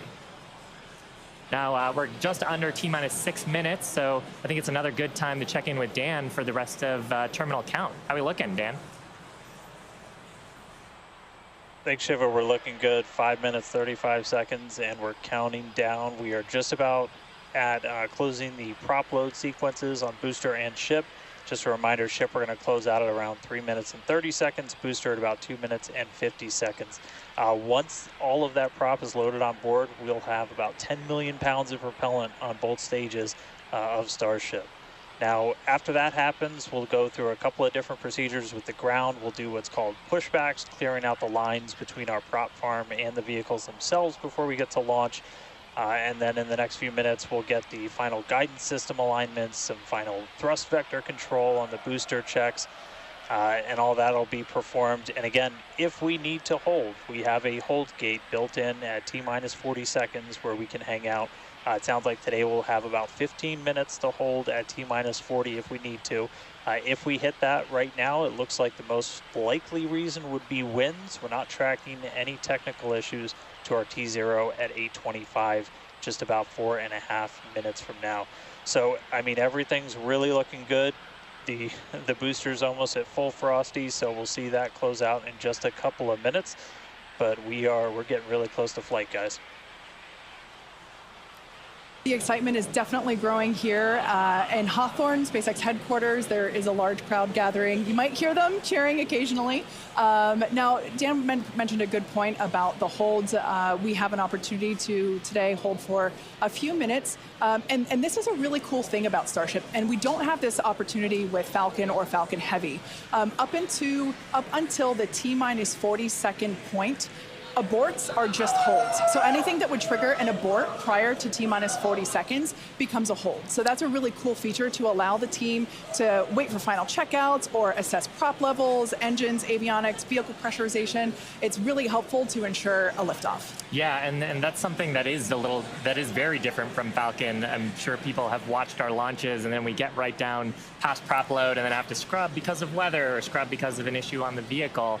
And we don't have the same constraints on our propellant and our system with Starship, which gives us more availability in the window. And sometimes that's all you need. Sometimes the winds dip just enough where you can launch the rocket safely. And otherwise, if you didn't have that ability to hold a few minutes, you might miss that window and then have to recycle to another day. Yeah, exactly, which is kind of like today. Like we mentioned earlier, winds are the thing that we are watching, so good news there. So we are still continuing to progress. We're looking at liftoff in just under almost 2.5 minutes from now. Super exciting. Like we said before, there's nothing more exciting than watching a test flight for a developmental program, and that's where we're at today. And like we talked about, we have some really ambitious goals for today's test. But really, the point of today's test is to try to get as much data as we can so we can inform the next iteration of the design of Starship, work those things into flight test number 4 and new objectives there that'll eventually get us to that glorious, rapid, reusable future that we so badly want.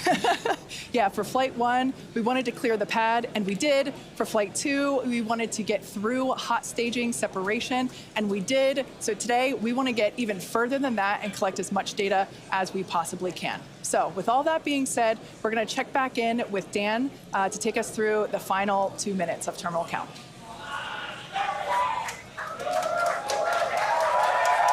All right, we are under 2 minutes away. We have closed out the prop load on the booster and on the ship.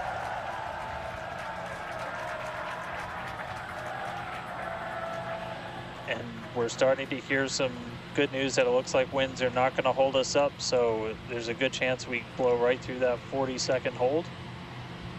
So we're about 1 minute and 20 seconds away.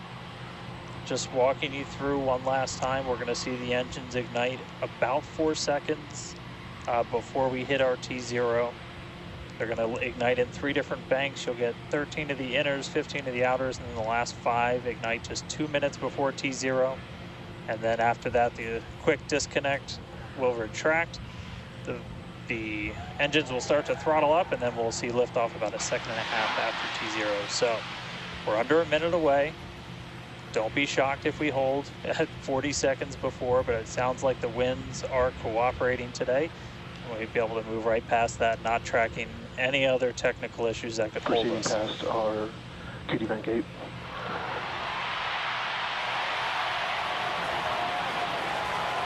Through the QD vent gate past that 40-second hold. Build and launch.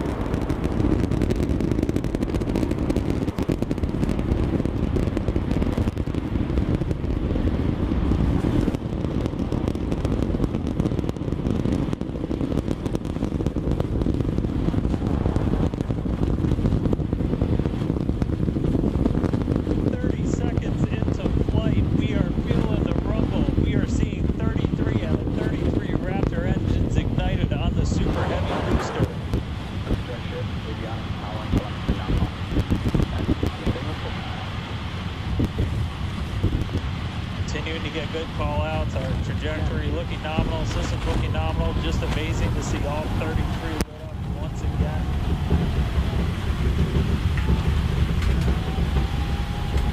At this point, we've already passed through max Q, that maximum dynamic pressure,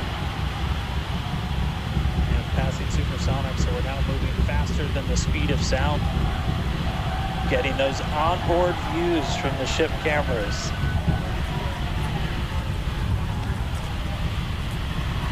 Now the next major milestone is going to be a hot staging maneuver. Again, we're going to be doing that in just about 90 seconds. To do that, we're going to shut down all but the 3 center Raptor engines on Super Heavy.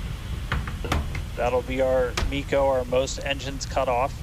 And then the clamps holding the 2 stages together are going to release. Starship's second stage will ignite its engines, the RVACs first, the sea levels right after that. The sea level engines will be splayed or just kind of pointed out at about a 15-degree angle. So if you look close and we get good tracking, you might be able to see those center right after. And so those 6 engines will push Starship off of the booster.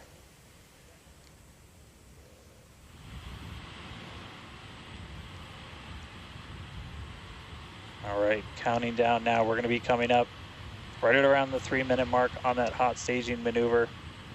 Again, we'll see the booster engines start to shut down. You'll see all but 3 lights go out in the middle, and then we'll see the engines ignite on ship, pushing it away, and that will start carrying the ship into space. Booster will start to do its flip and then move into the boost back burn, setting it up for eventual splashdown in the Gulf of Mexico. Stage separation. Wow. Wow. Boost back startup. Wow. Look at those views. Hot staging confirmed. Yes. Boosters now making its way back, seeing 6 engines ignited on ship.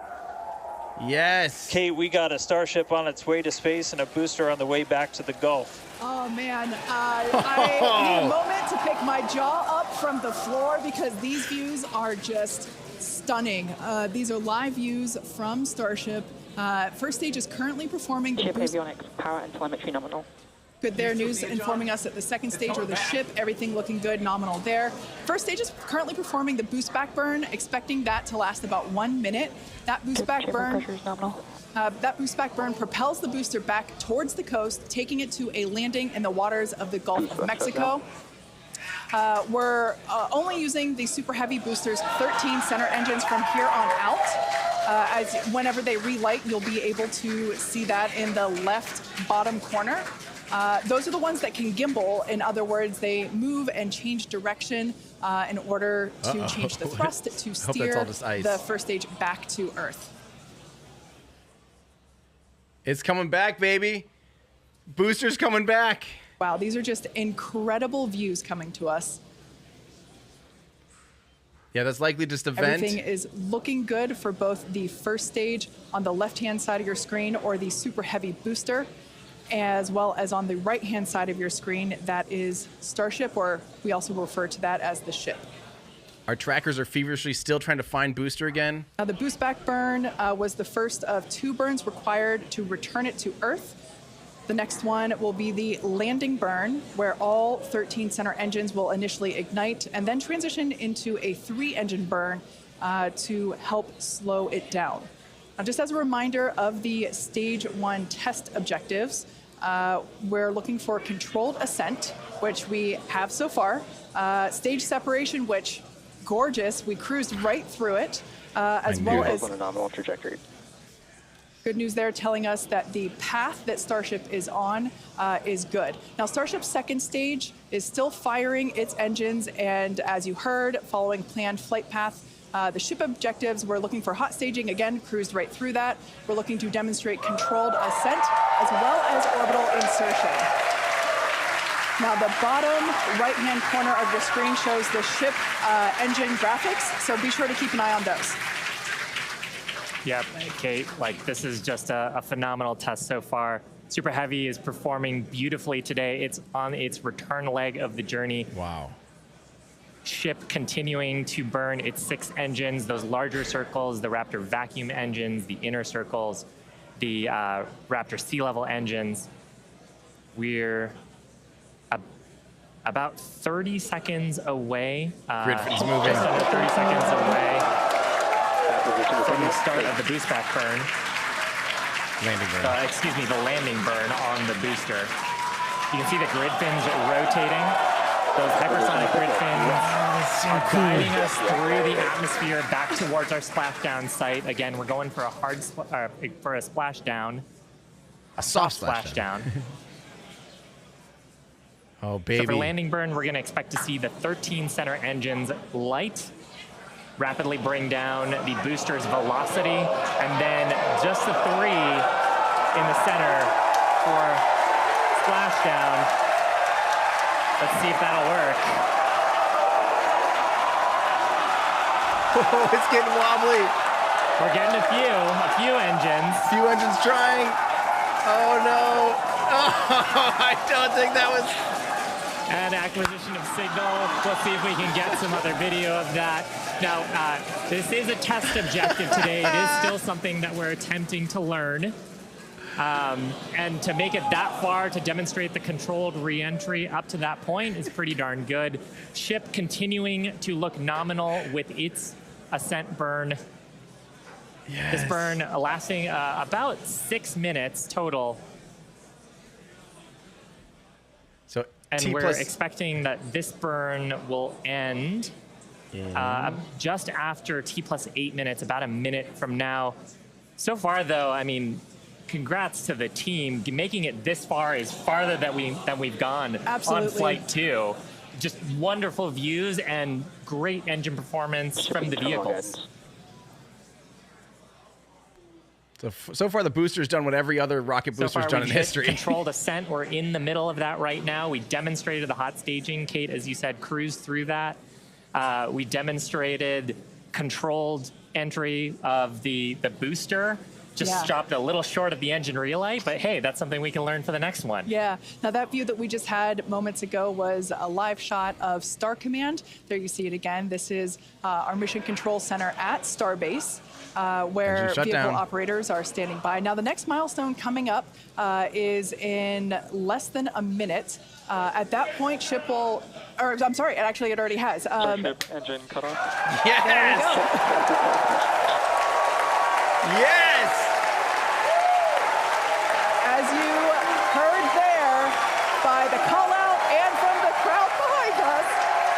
Starship now open insertion. Starship's 6 Raptor engines have successfully shut down. We heard a call out for nominal orbital insertion, which is incredible. Look at these views, Dan.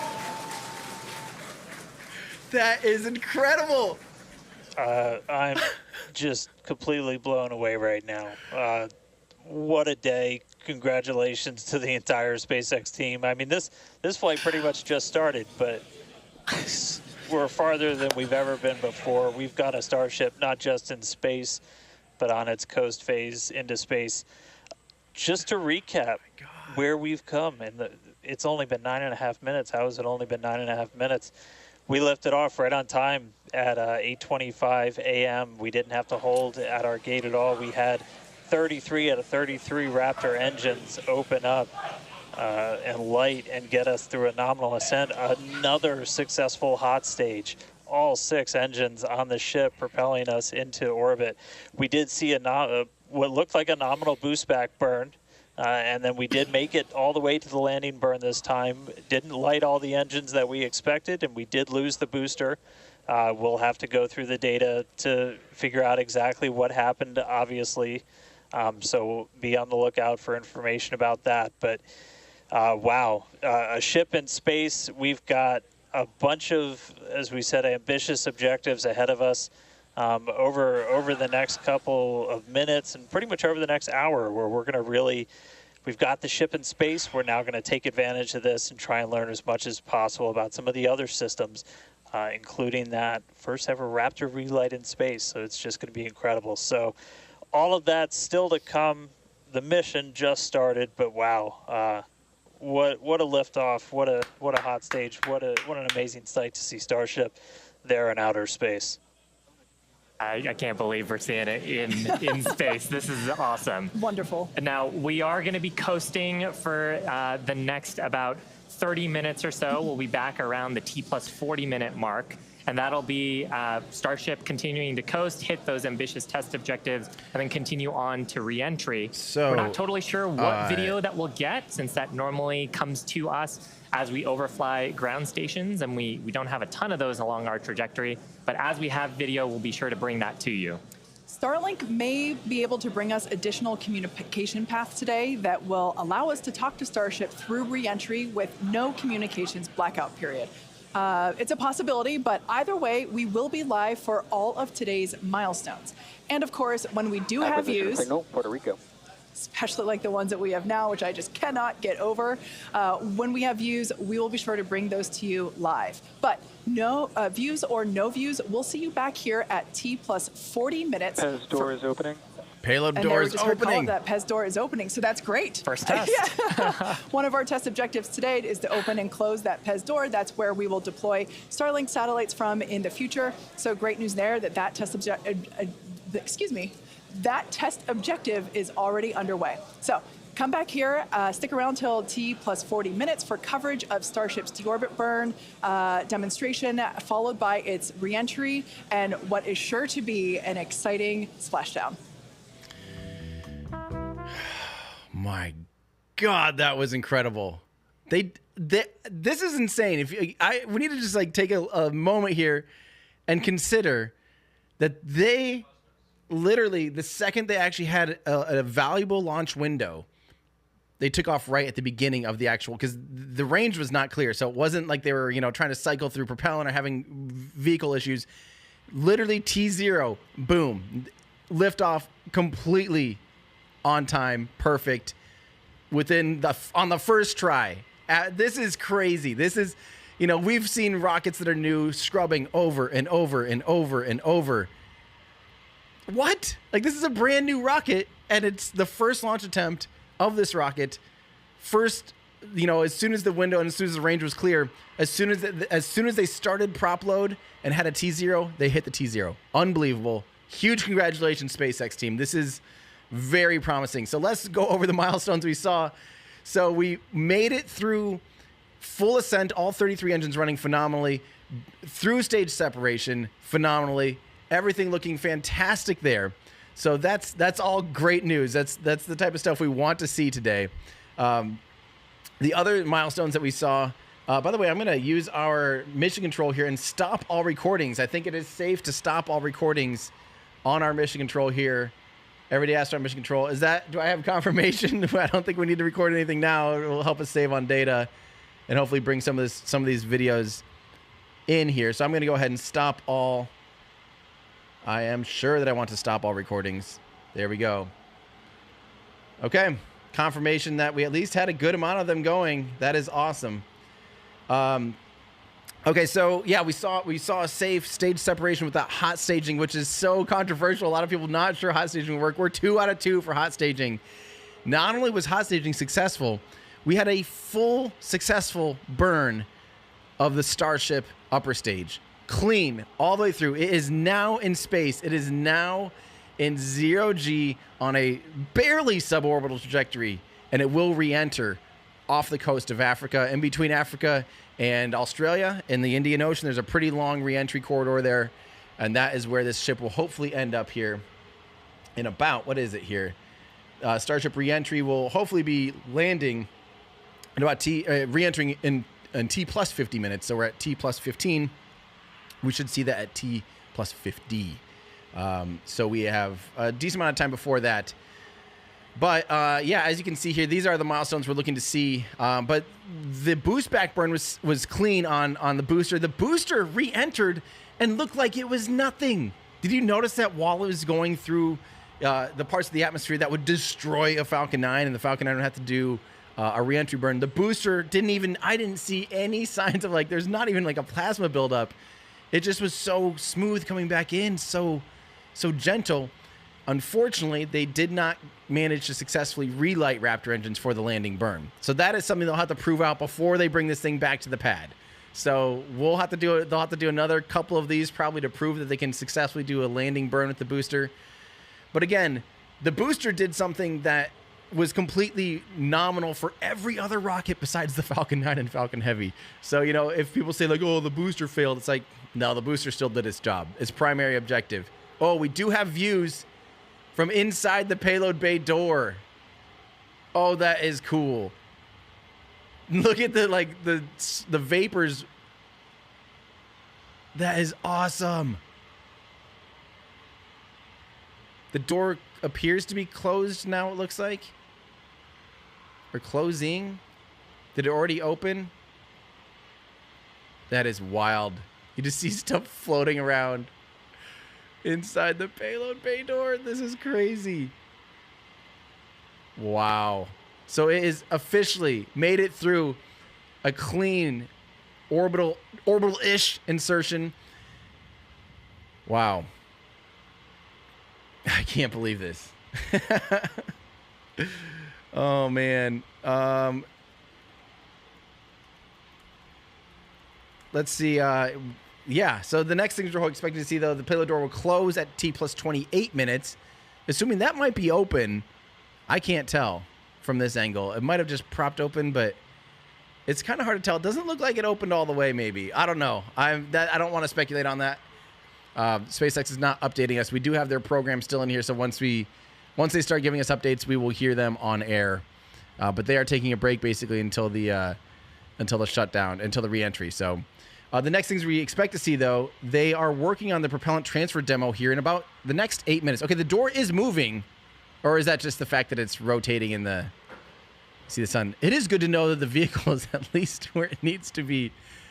That is incredible. I want to point out a thing. Did you see that they shut down the Raptor vacuum engines, the outer vacuum engines, which are more efficient in space? They did shut those down before they shut down the sea level vacuum engines. My first thought on that, why they would do that, is simply because they can do some fine-tune adjustments because the center engines can do the gimbaling. So the center engines can still steer and control the vehicle. And so at shutdown, if you have any kind of transient, like if say the 3 Raptor engines, let's say one shuts down a little bit too late, it could put it into a spin. So it's better to turn them all off simultaneously and then null out any of those. If it did accidentally induce any kind of pitch or yaw, they can use those center engines that do steer to be able to, null it back out, make sure it's continuing on its nominal trajectory, then shut down the sea level engines, which can gimbal. So we saw the Raptor vacuum engine shut down first, then we saw the sea level engines shut down. Very cool. It's fun to see these new things, though. It's fun to see these new milestones, new things that we hadn't seen before. We didn't get to see engine shut down on Flight 2. We saw engine shut down on Flight 3. So now I want you guys to place your bets. After seeing how the booster handled reentry without even looking, there was in views again, how the booster handled reentry like it was nothing. I feel like even though this thing's all, you can see missing some heat shield tiles, I think it's going to be fine. I think it's going to re-enter no problem. I can't believe this thing went off today already. Guys, that's from our end here at Everyday Astronaut, that's actually a huge relief. We have people that need to leave. We have people that need to be here and there all around the United States after this. So that's actually great news for us. I am so happy. And to all 200,000 people of you watching still, thank you so much for tuning in with us. It is such an honor to be able to cover not only the progress of SpaceX, but for me, my own personal journey to be flying on this rocket with Dear Moon. It's just crazy that, like, when I see these progress milestones and I see that Starship footage in space,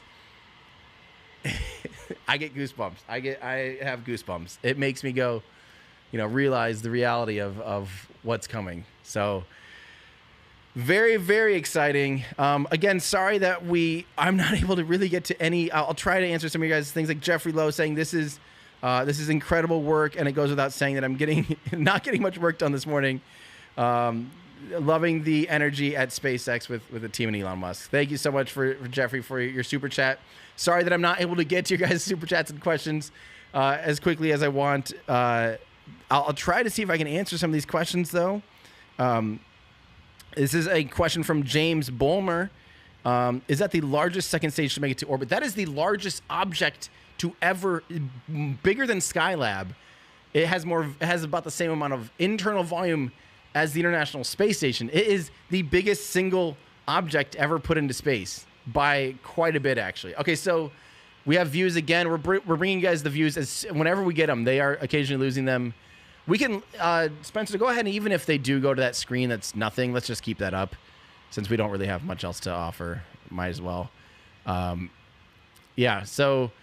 we are coming up on them working on the in-space fuel transfer demo. So that will be at T plus 24 minutes. So they're probably preparing for that. So what they'll have to do for that is they will have to do some kind of ullage settling propellant. So what they'll do is they'll actually vent some of the propellant, which will slowly and gently accelerate the rocket Starship forward, or in a direction, and that will settle the propellant towards the liquid propellant down towards the bottom of the tanks, and then they can start to do the actual propellant transfer.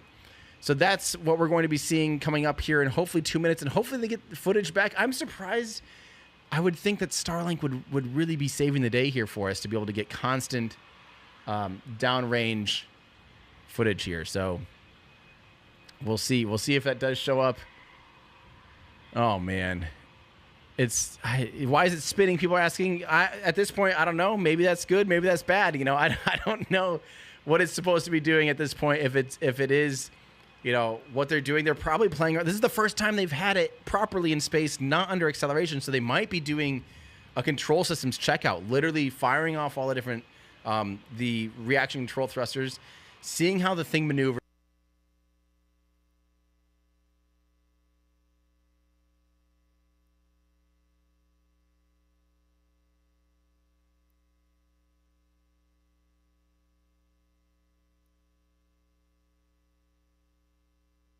All right, what happens when we do this and do that, and if we fire these thrusters here, and don't forget the main thrusters on this thing are basically hot gas thrusters. They're basically venting out, because as this vehicle is sitting there with liquid propellant inside of it, cryogenic propellant, the cryo warms up inside the tanks of the Starship, and it needs to be vented anyway. So what they basically do is they kind of let it build up for a little bit, and then they vent it.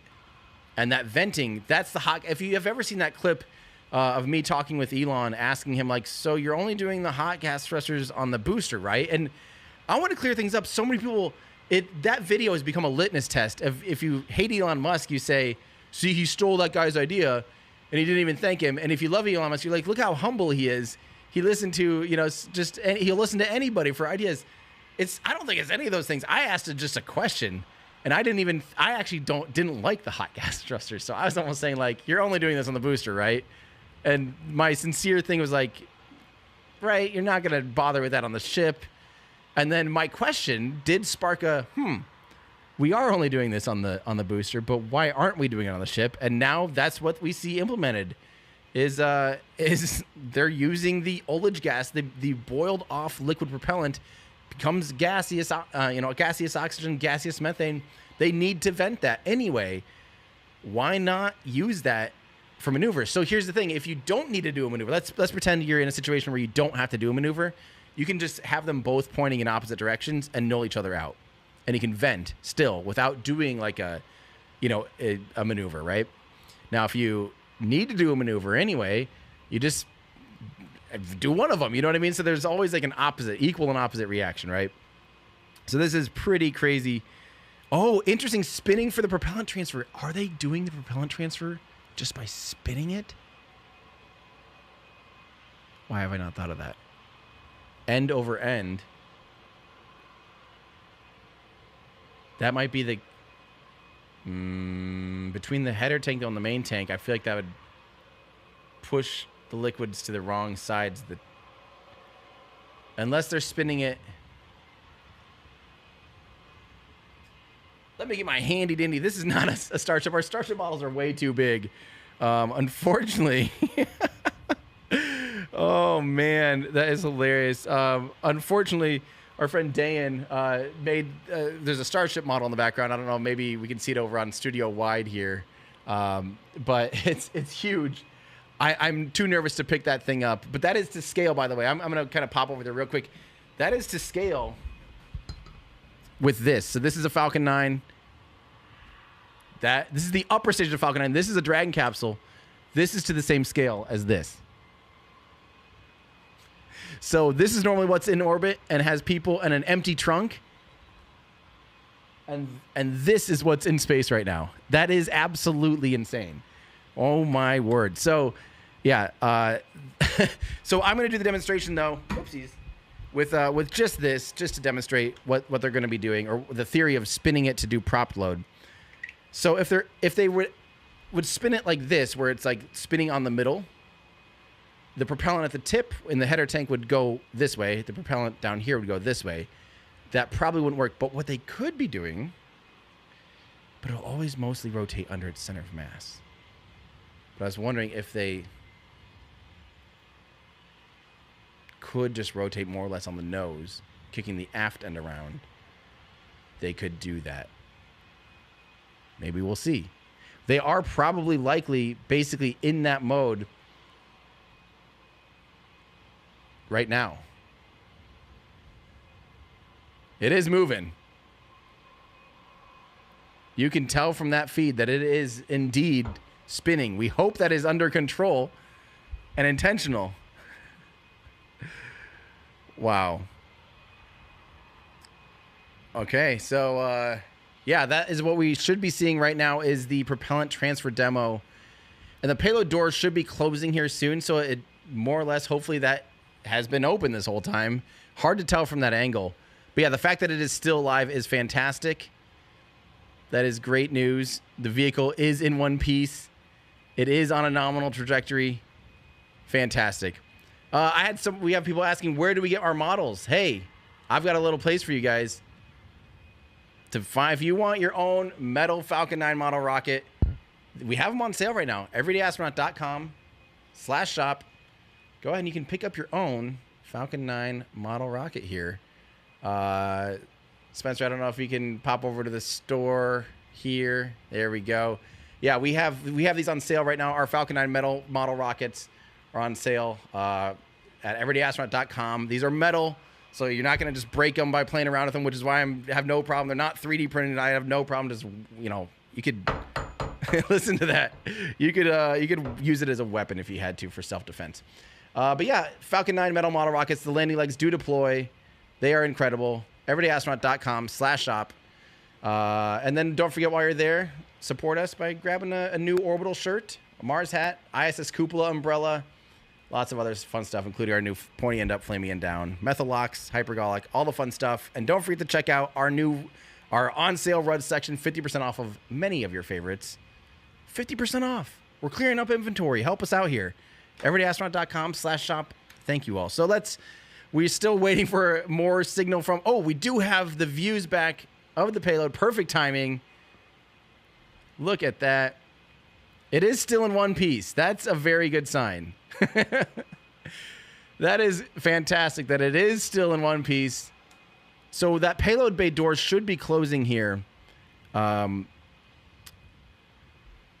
did or didn't. So I don't know if the door worked, because it should be looking different than it did a minute ago. Because by now the payload bay door should have closed. But I don't really see any difference between now and then. So maybe the payload bay door didn't work. Let's hope the propellant transfer demo that's worth $53 million for a contract did work. Those of you asking if the launch day code is available, it is not, because we have so much stuff 50% off. Our launch day code is normally 10% off. We have an insane amount of things. Oh, an update from SpaceX. Propellant transfer demo complete. That is official from SpaceX. Propellant demo transfer complete. That is awesome. That's one of the big milestones for today. Very big milestone for today is that transfer of propellant. That is just fantastic. Yes. Oh, there's that payload door trying to do stuff. Wiggling around. They might have to do a little bit more engineering on that payload door. All right, so one of the next big milestones, if we continue to get data like this, is we should see the Raptor engine relight at T plus 40 minutes. So we are at T plus 40 minutes and 46 seconds. So we're actually exactly 10 minutes right now on the mark from hopefully seeing a Raptor relight. We believe it to be likely one sea-level Raptor engine, so that they can control it and gimbal it and maintain orientation with a single engine doing gimbal. If they were to light a vacuum engine, those A, don't gimbal, and B, they're on the outer perimeter, so that would certainly induce a lot of pitch or yaw into the vehicle. Look at all that ice. That is just solid chunks of oxygen or solid chunks of methane. Isn't that crazy? Don't worry, that's very likely not debris. I know it's hard to discern, but ice does build up. As liquid oxygen becomes solid oxygen when it's in shade and as it's vented out into space. When it's on the sun side, sometimes it'll I don't know if it does actually, if it gets enough radiative heat, because that's the only way to transfer heat in space is through radiation. So, holy cow, this is absolutely crazy. So people, I know we're probably gonna be like, what are those UFOs? It's just ice. And there's a lot of ice on this vehicle. When it has this many vents, using vents that are from the cold gas thrusters, or that are hot gas thrusters going from gaseous methane, gaseous oxygen, you're going to see a lot of buildup of ice around those vents.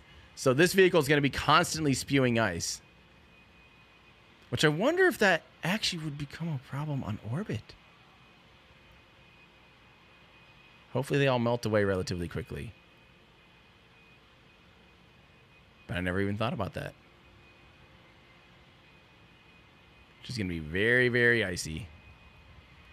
This thing is just absurd. The scale of this rocket is absolutely so hard to fathom.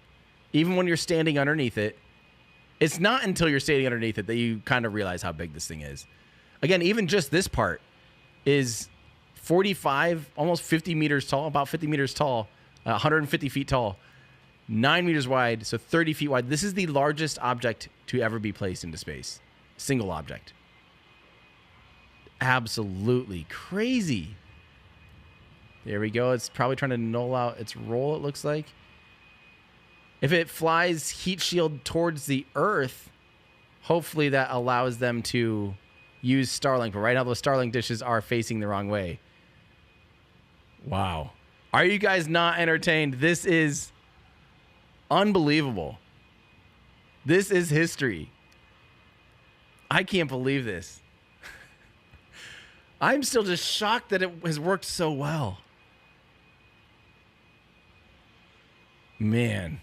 Yeah, that door is likely stuck partially open, it looks like. I'm curious. That shouldn't affect it during re-entry because it obviously has other structural considerations. But, yeah. Oh, my gosh. This is absolutely wild, guys. Oh, rate this. Everyone, I want to see. I'm going to do a poll here. I'm going to have a rate this launch. Let's see here. How do I do a poll? Insert poll. Start a poll. Are you not entertained? Yes and no. Oh. This is, I am sorry, but that is. Start poll. Pop into chat and give us your poll. Are you not entertained? Actually, it should be excitement guaranteed. Was this exciting? In my opinion, this was very exciting. I can't believe how clean liftoff looked. It just looks so already ordinary. Like it was just normal. They just flew the world's largest rocket ever. Like it was absolutely nothing. Like it was just another day in the office. All right. Yes is currently winning out at 58%. As we get views back from Starship on its barely suborbital. Look at its velocity. 26,000 kilometers an hour. They are just 1,000 kilometers an hour shy of orbit intentionally. So I'm excited to see what the Raptor relight does. I assume it's going to be a retrograde burn.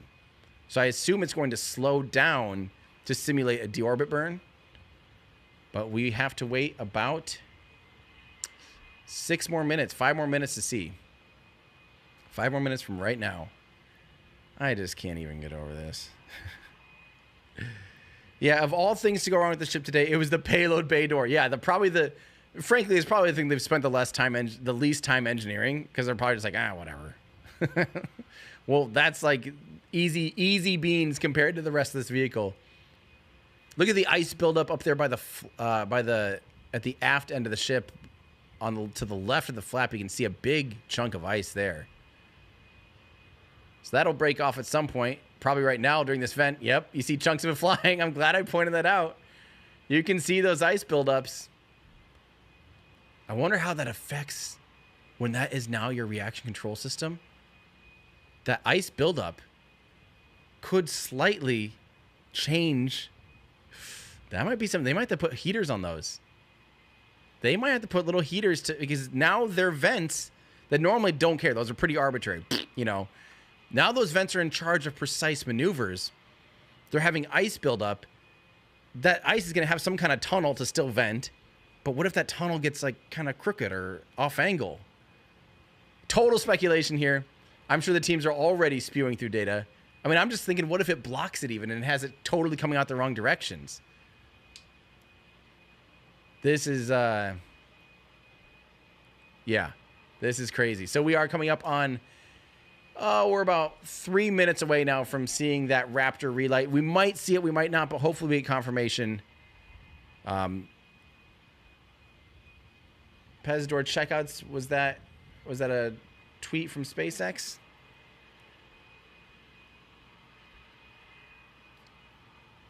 Interesting. So the Pez door checkout is complete. So that little bit of movement, maybe it's just a perspective of where we were.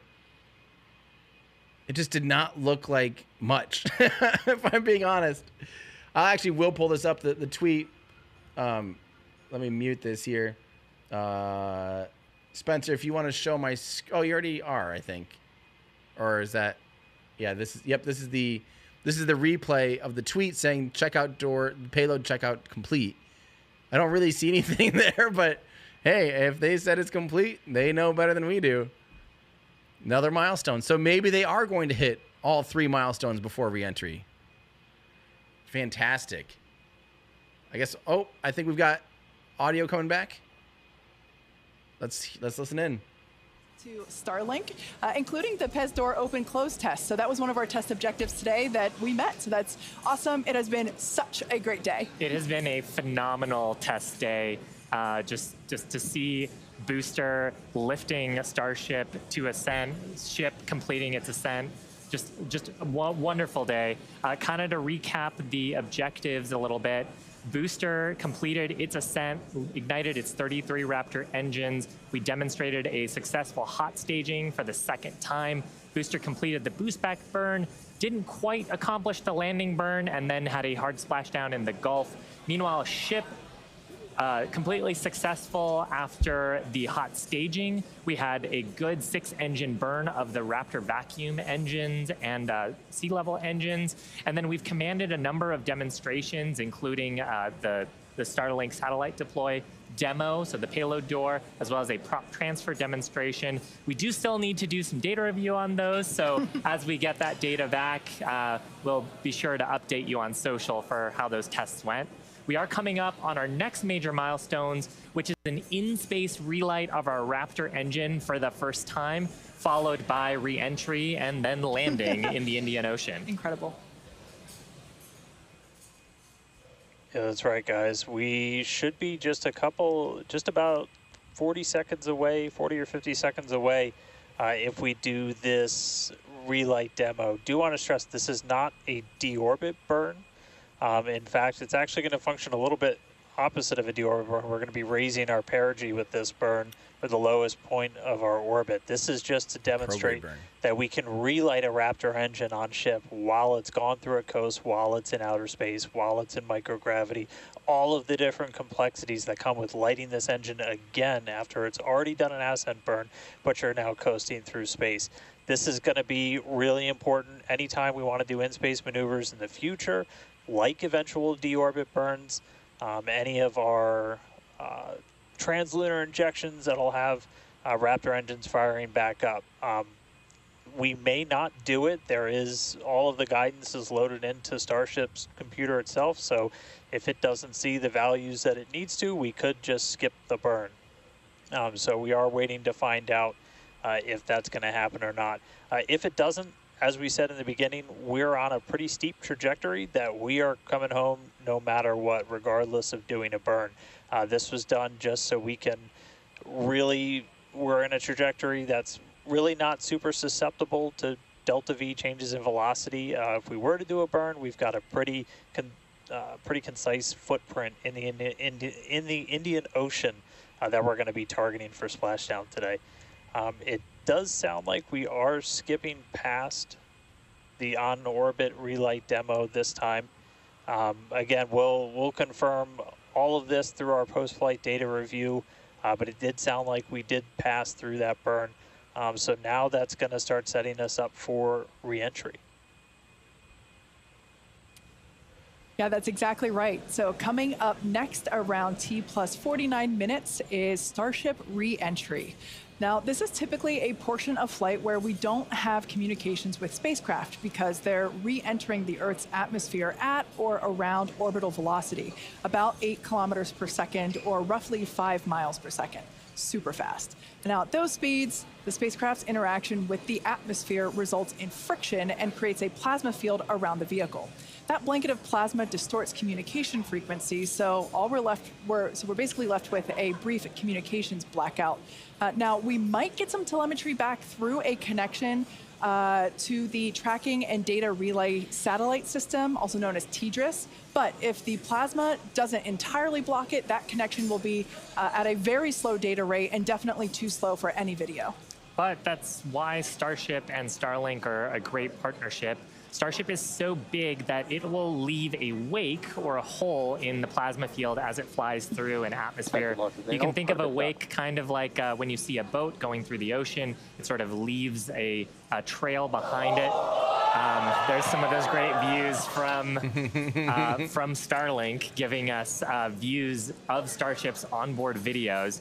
And so we're hoping that the Starlink on board will let us, just like we're seeing these videos now, see through that plasma field by maintaining a continuous communication lock with the satellites on orbit through the wake that Starship leaves behind. Now, this is only the second time that we're testing Starlink during re-entry.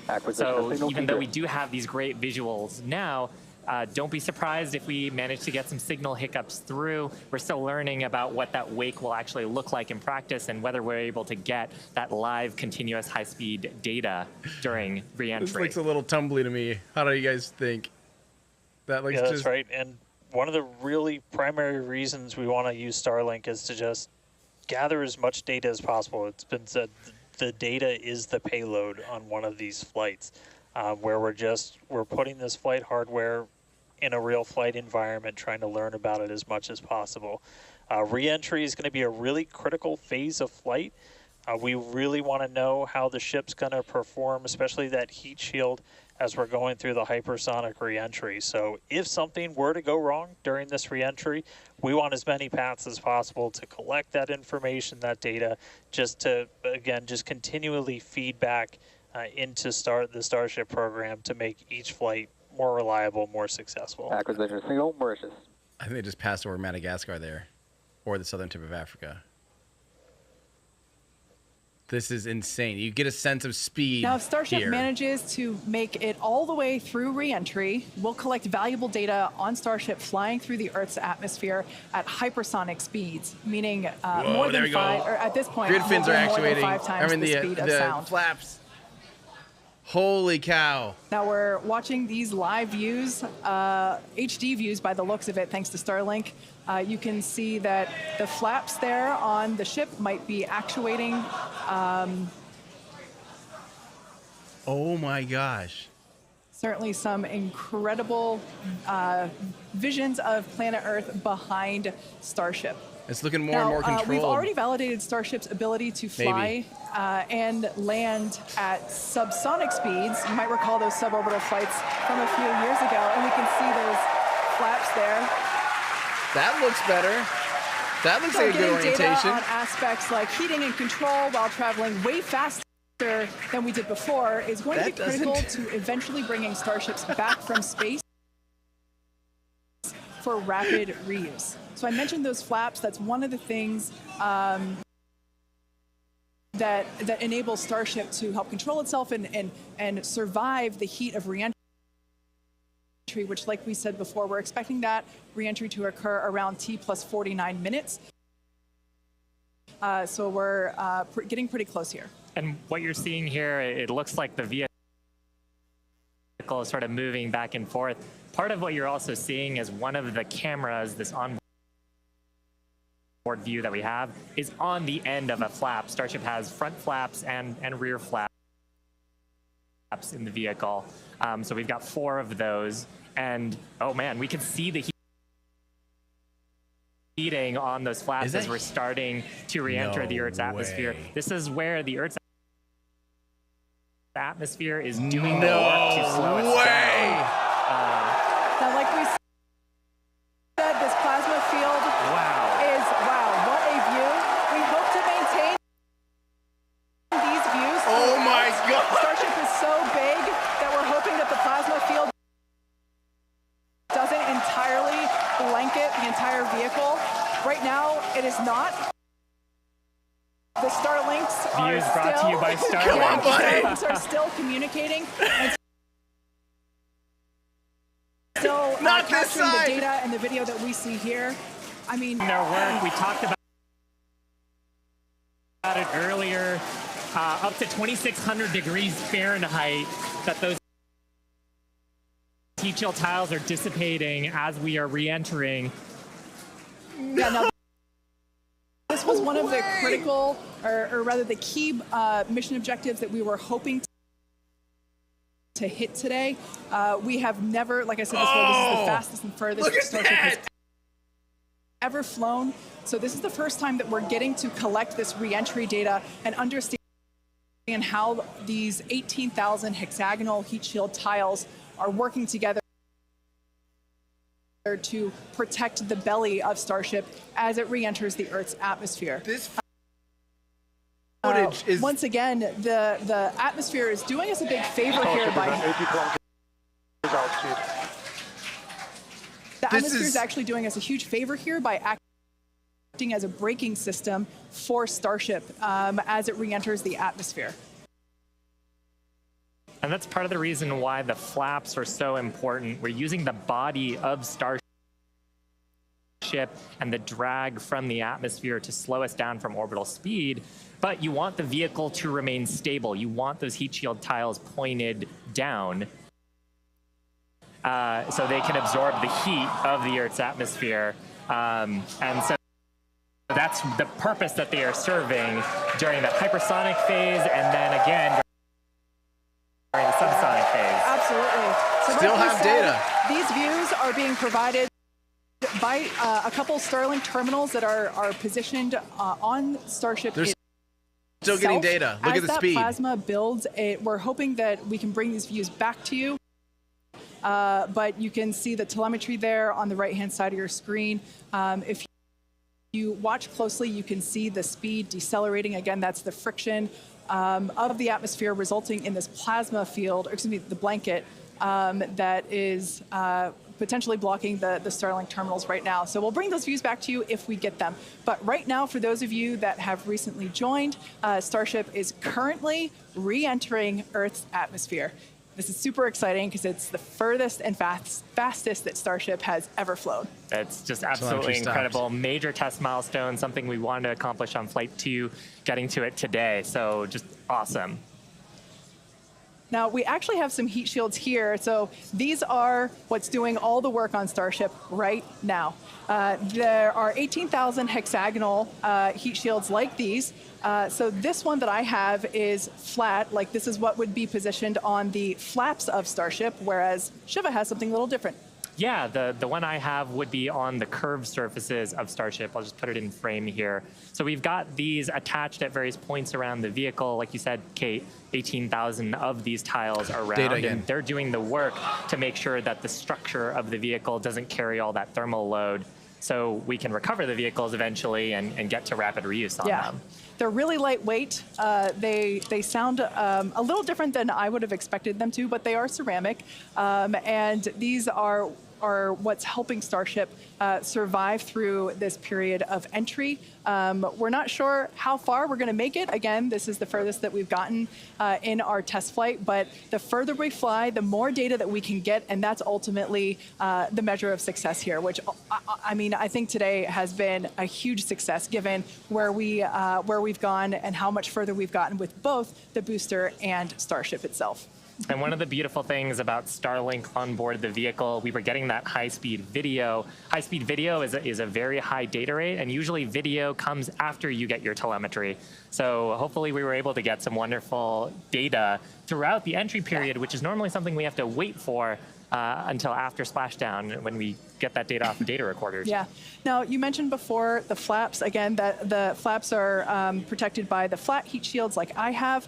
There are 4 of those positioned on Starship, 2 at the forward end or the top end, and 2 at the bottom or aft end. And they operate independently to aerodynamically control the vehicle's attitude or positioning during atmospheric flight and enable precise landing at the intended location. So today we are intending to splash down in the Indian Ocean, and we're hoping that we can make it that far, but regardless, it is an exciting end to what has been an exciting day.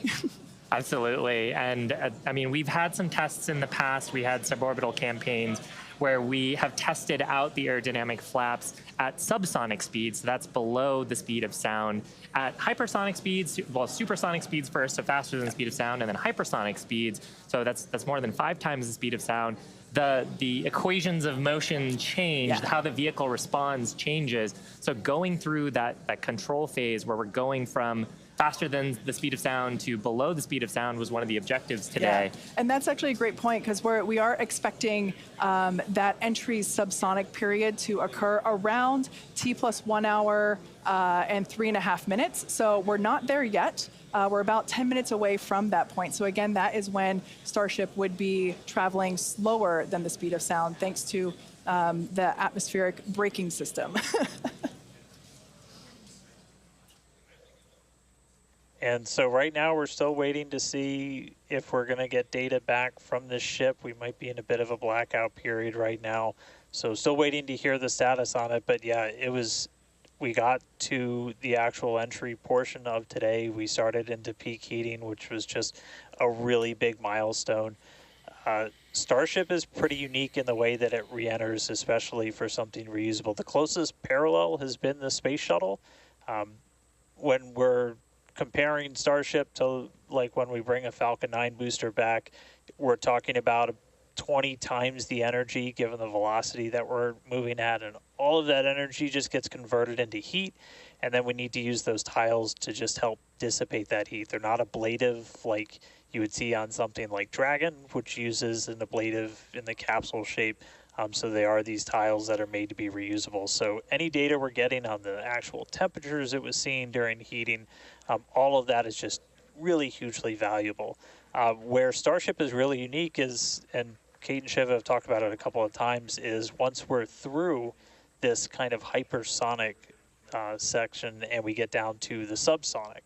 And that's where we really learned a lot and proved that Starship's really just its basic shape could work. And we did that during the suborbital campaign. Again, if you compare it to the shuttle, which entered, it had the wings. It had a similar heat shield system, but it had wings, and then was almost flown like a glider once it re-entered and was down to those subsonic speeds. With Starship, we're not doing that. We're just coming straight down. We'll hit terminal velocity, which with Starship is around 200 miles an hour, and then we use a flip maneuver to ignite those engines, do a landing burn, and then touch down on the ground. So you don't need a runway. We're doing that, again, designed because when we go to the moon, when we go to Mars, there's not going to be a runway there for us, and so that propulsive landing is going to be really important. This is an animation of pretty much what we were just watching on actual Starship video, which is pretty incredible. But we go through peak heating. One of the benefits of today's trajectory, actually, we got closer to what the heating profile will be on just a normal mission when you compare it to our previous flights, which were headed out to Hawaii. So we go through peak heating, and then we hit subsonic, and then Starship splashes down in the ocean. Again, we're not doing a landing burn on this flight, and we're not expecting Starship to survive the impact. We're not going to be recovering any of the hardware. For now, though, we are just still waiting to see if we're going to get some signal back. We're currently at a loss of signal with Starship. Don't know for sure what its status is, and so we're just continuing to listen in. But it was pretty incredible seeing the flaps really do their thing to maneuver the vehicle as it's moving through hypersonic. One of the big trade-offs between something like Shuttle and Starship is wings can be pretty heavy.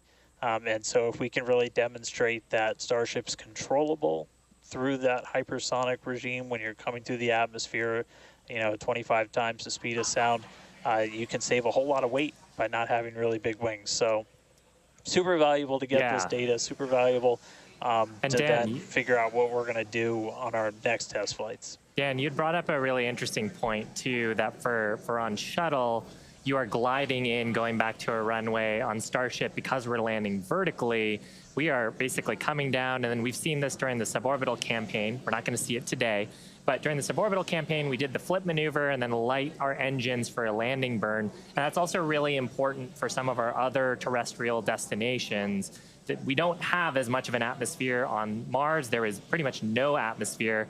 There's some great views from our previous test campaigns of a landing burn and upright landing.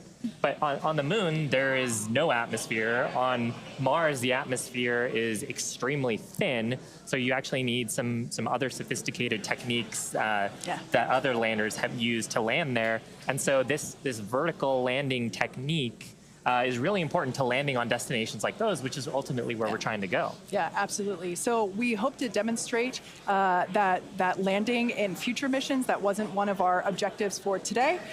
We wanted the ship to focus on opening and closing, the first demonstration of opening and closing the PEZ door, which is where we will deploy Starlink satellites from in the future, as well as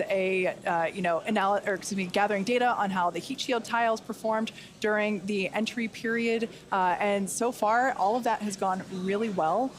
So overall, it's been pretty great, and it's great to see how those initial tests that we performed a couple years ago for those high altitude tests allow us to see what those will look like in the future. But this piece that we're doing today of, okay, if we are coming back from orbital velocity and we're going through that entry period, that is the missing piece, right? We already figured out how to land once the ship gets to a certain velocity or altitude, and it's really this piece that we were trying to figure out today. How do we get Starship to survive orbital velocity, atmospheric entry, and we hope to find out soon. Yeah, I mean, we talked about rapid iteration and how we do design. Part of our philosophy is testing early and often and trying to test in a way that is as flight-like as possible.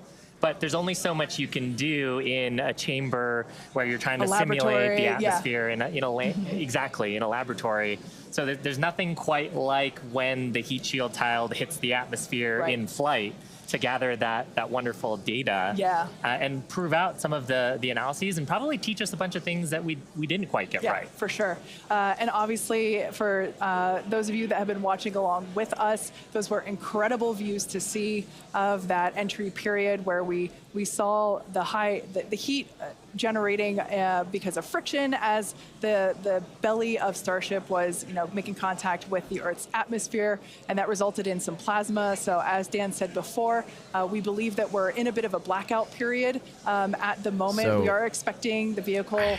I have to correct Kate real quick. She does keep saying friction. The primary heat of reentry is actually from compression of the gas, the air, the atmosphere not being able to get out of the way, compressing, and as you compress air, it heats up. So it goes from gas and eventually turns into a plasma, which is where you see all that heat. So there are some frictional forces, there are some frictional slowdown, but most of that is all from compression of the atmosphere. So I do just want to make sure to correct, not to, step on any toes here, because obviously Kate is an engineer, but it is one of those things that you accidentally hear people say, like friction, but it's compression of the atmosphere. We will be answering a lot of questions here. I have a lot of speculation, but I want to keep listening in here to program, so. That we did, it did look like we lost Starlink and our TDRS data flow at the exact same time. Now, if both of those signals are cutting out at the exact same time, that could mean we lost the ship. It has been several minutes since we've gotten any data from Starship. We are waiting just a couple more minutes just to see if we can get any additional confirmation, but that is one data point that we're tracking, and that could indicate that we had a loss or a breakup of the ship during that reentry. So might not make it all the way to splashdown today, but we were able to get through the early phases of reentry, hit some of that peak heating, which was just really incredible to see a Starship coming back from space after getting all those views from space for the very first time. So we'll just keep on listening in on the loops here, see if we hear anything over the next couple of minutes, and that might bring a close to a pretty successful day so far. So again, we did lose the TDRS. That's the tracking and data relay satellite. That's the satellite system that pretty much every spacecraft operating in orbit right now will use to get data. We were able to get some signal through that, and then we were also getting data back through Starlink. Live view here of mission control down at Starbase. So these are all the folks who are experts on the various different systems, taking a look at the live data that we did have. Probably in mission mode still, Yeah, but absolutely. It would be so tough to stay focused with what an exciting day we've had today. Yeah, to quote Monty Python, I'm not dead yet. We don't know, as Dan said. We did lose connection with TDRS, which is the tracking and data relay satellite system, and Starlink at the same time. So it is a realistic possibility that we lost Starship, which honestly was always on the table. We didn't know how far it was going to get. The further we could fly and the more data we could collect was always the biggest win. And so regardless of, if we did lose the vehicle and we are not able to, make it all the way to our intended splashdown, note that we weren't intending to recover this vehicle, either vehicle, the Super Heavy booster nor the Starship. We weren't intending to recover either of them. They were both going to basically hit at terminal velocity and break up upon contact with the surface of the ocean. So we're standing by to hear whether or not we are going to be able to get telemetry readings back, but we are possibly anticipating news that we lost Starship due to basically a double blackout from TDRS and Starship data at the same time. But it's worth mentioning, this is the first time that we have come back at these speeds Absolutely. in any of the test flights that we've done so far with Starship. So we are trying to prove out that the heat shield works as intended, that the controllability at those hypersonic speeds works as intended. So if we were able to get back, I gotta start speculating, and I was saying it on air that it definitely appears that the gas thrusters were not working as intended. It definitely looks like it was tumbling well before beginning reentry. And the deal is, if you have a vehicle that's, coming in off angle, those flaps are only capable of, correcting a certain amount, right? And if it happened to reenter, like slowly enough and slightly off angle, then the flaps would have more control. However, if it's tumbling and has too much inertia, the flaps just can't correct for that, right? So it really looked like they didn't have control of it before it even began to re-enter. It should be coming in more or less stationary. Like, it should be flat. And the cool thing is, if it is flat, and like they were talking about punching a hole, in the plasma field from the giant wake of the massive Starship, if it is re-entering nominally, Starlink would probably continue to transmit data the whole way down. So in the future, we hopefully will see it literally transmitting data all the way through. That is a possibility with this, which is those views at first I've never seen anything like that. That is already like some of the coolest stuff I've ever seen in spaceflight. Incredible. But it is worth pointing out that likely they did lose it. However, and it was missing a lot of heat shield tiles, I wouldn't be surprised if it was able to maintain mostly intact despite clearly plasma being on the stainless steel side and not always facing the heat shield side. So, stainless steel has a lot higher reentry. We've even seen things like Centaur upper stages that are purely stainless steel coming back mostly intact from orbital velocity. So I won't be surprised if they just lost all data at one point and just tumbled, maybe even in one piece the rest of the way through. But it definitely looked like it was an RCS issue, not lining it up on the right, flight profile for reentry where it had control using the flaps. But let's listen back in here. On the loops, we are making the call now that we have lost ship 28. So as we were possibly expecting, we lost the data a couple of minutes ago. We haven't heard from the ship up until this point, and so the team has made the call that ship has been lost. So no splashdown today, but again, just rest in peace. It's incredible to see how much further we got this time around. We had a couple of those ambitious objectives that you guys were just walking through that we're able to take advantage of while Starship was in outer space flying over our planet for the very first time. So that was just really incredible. Obviously, there's a lot to go through.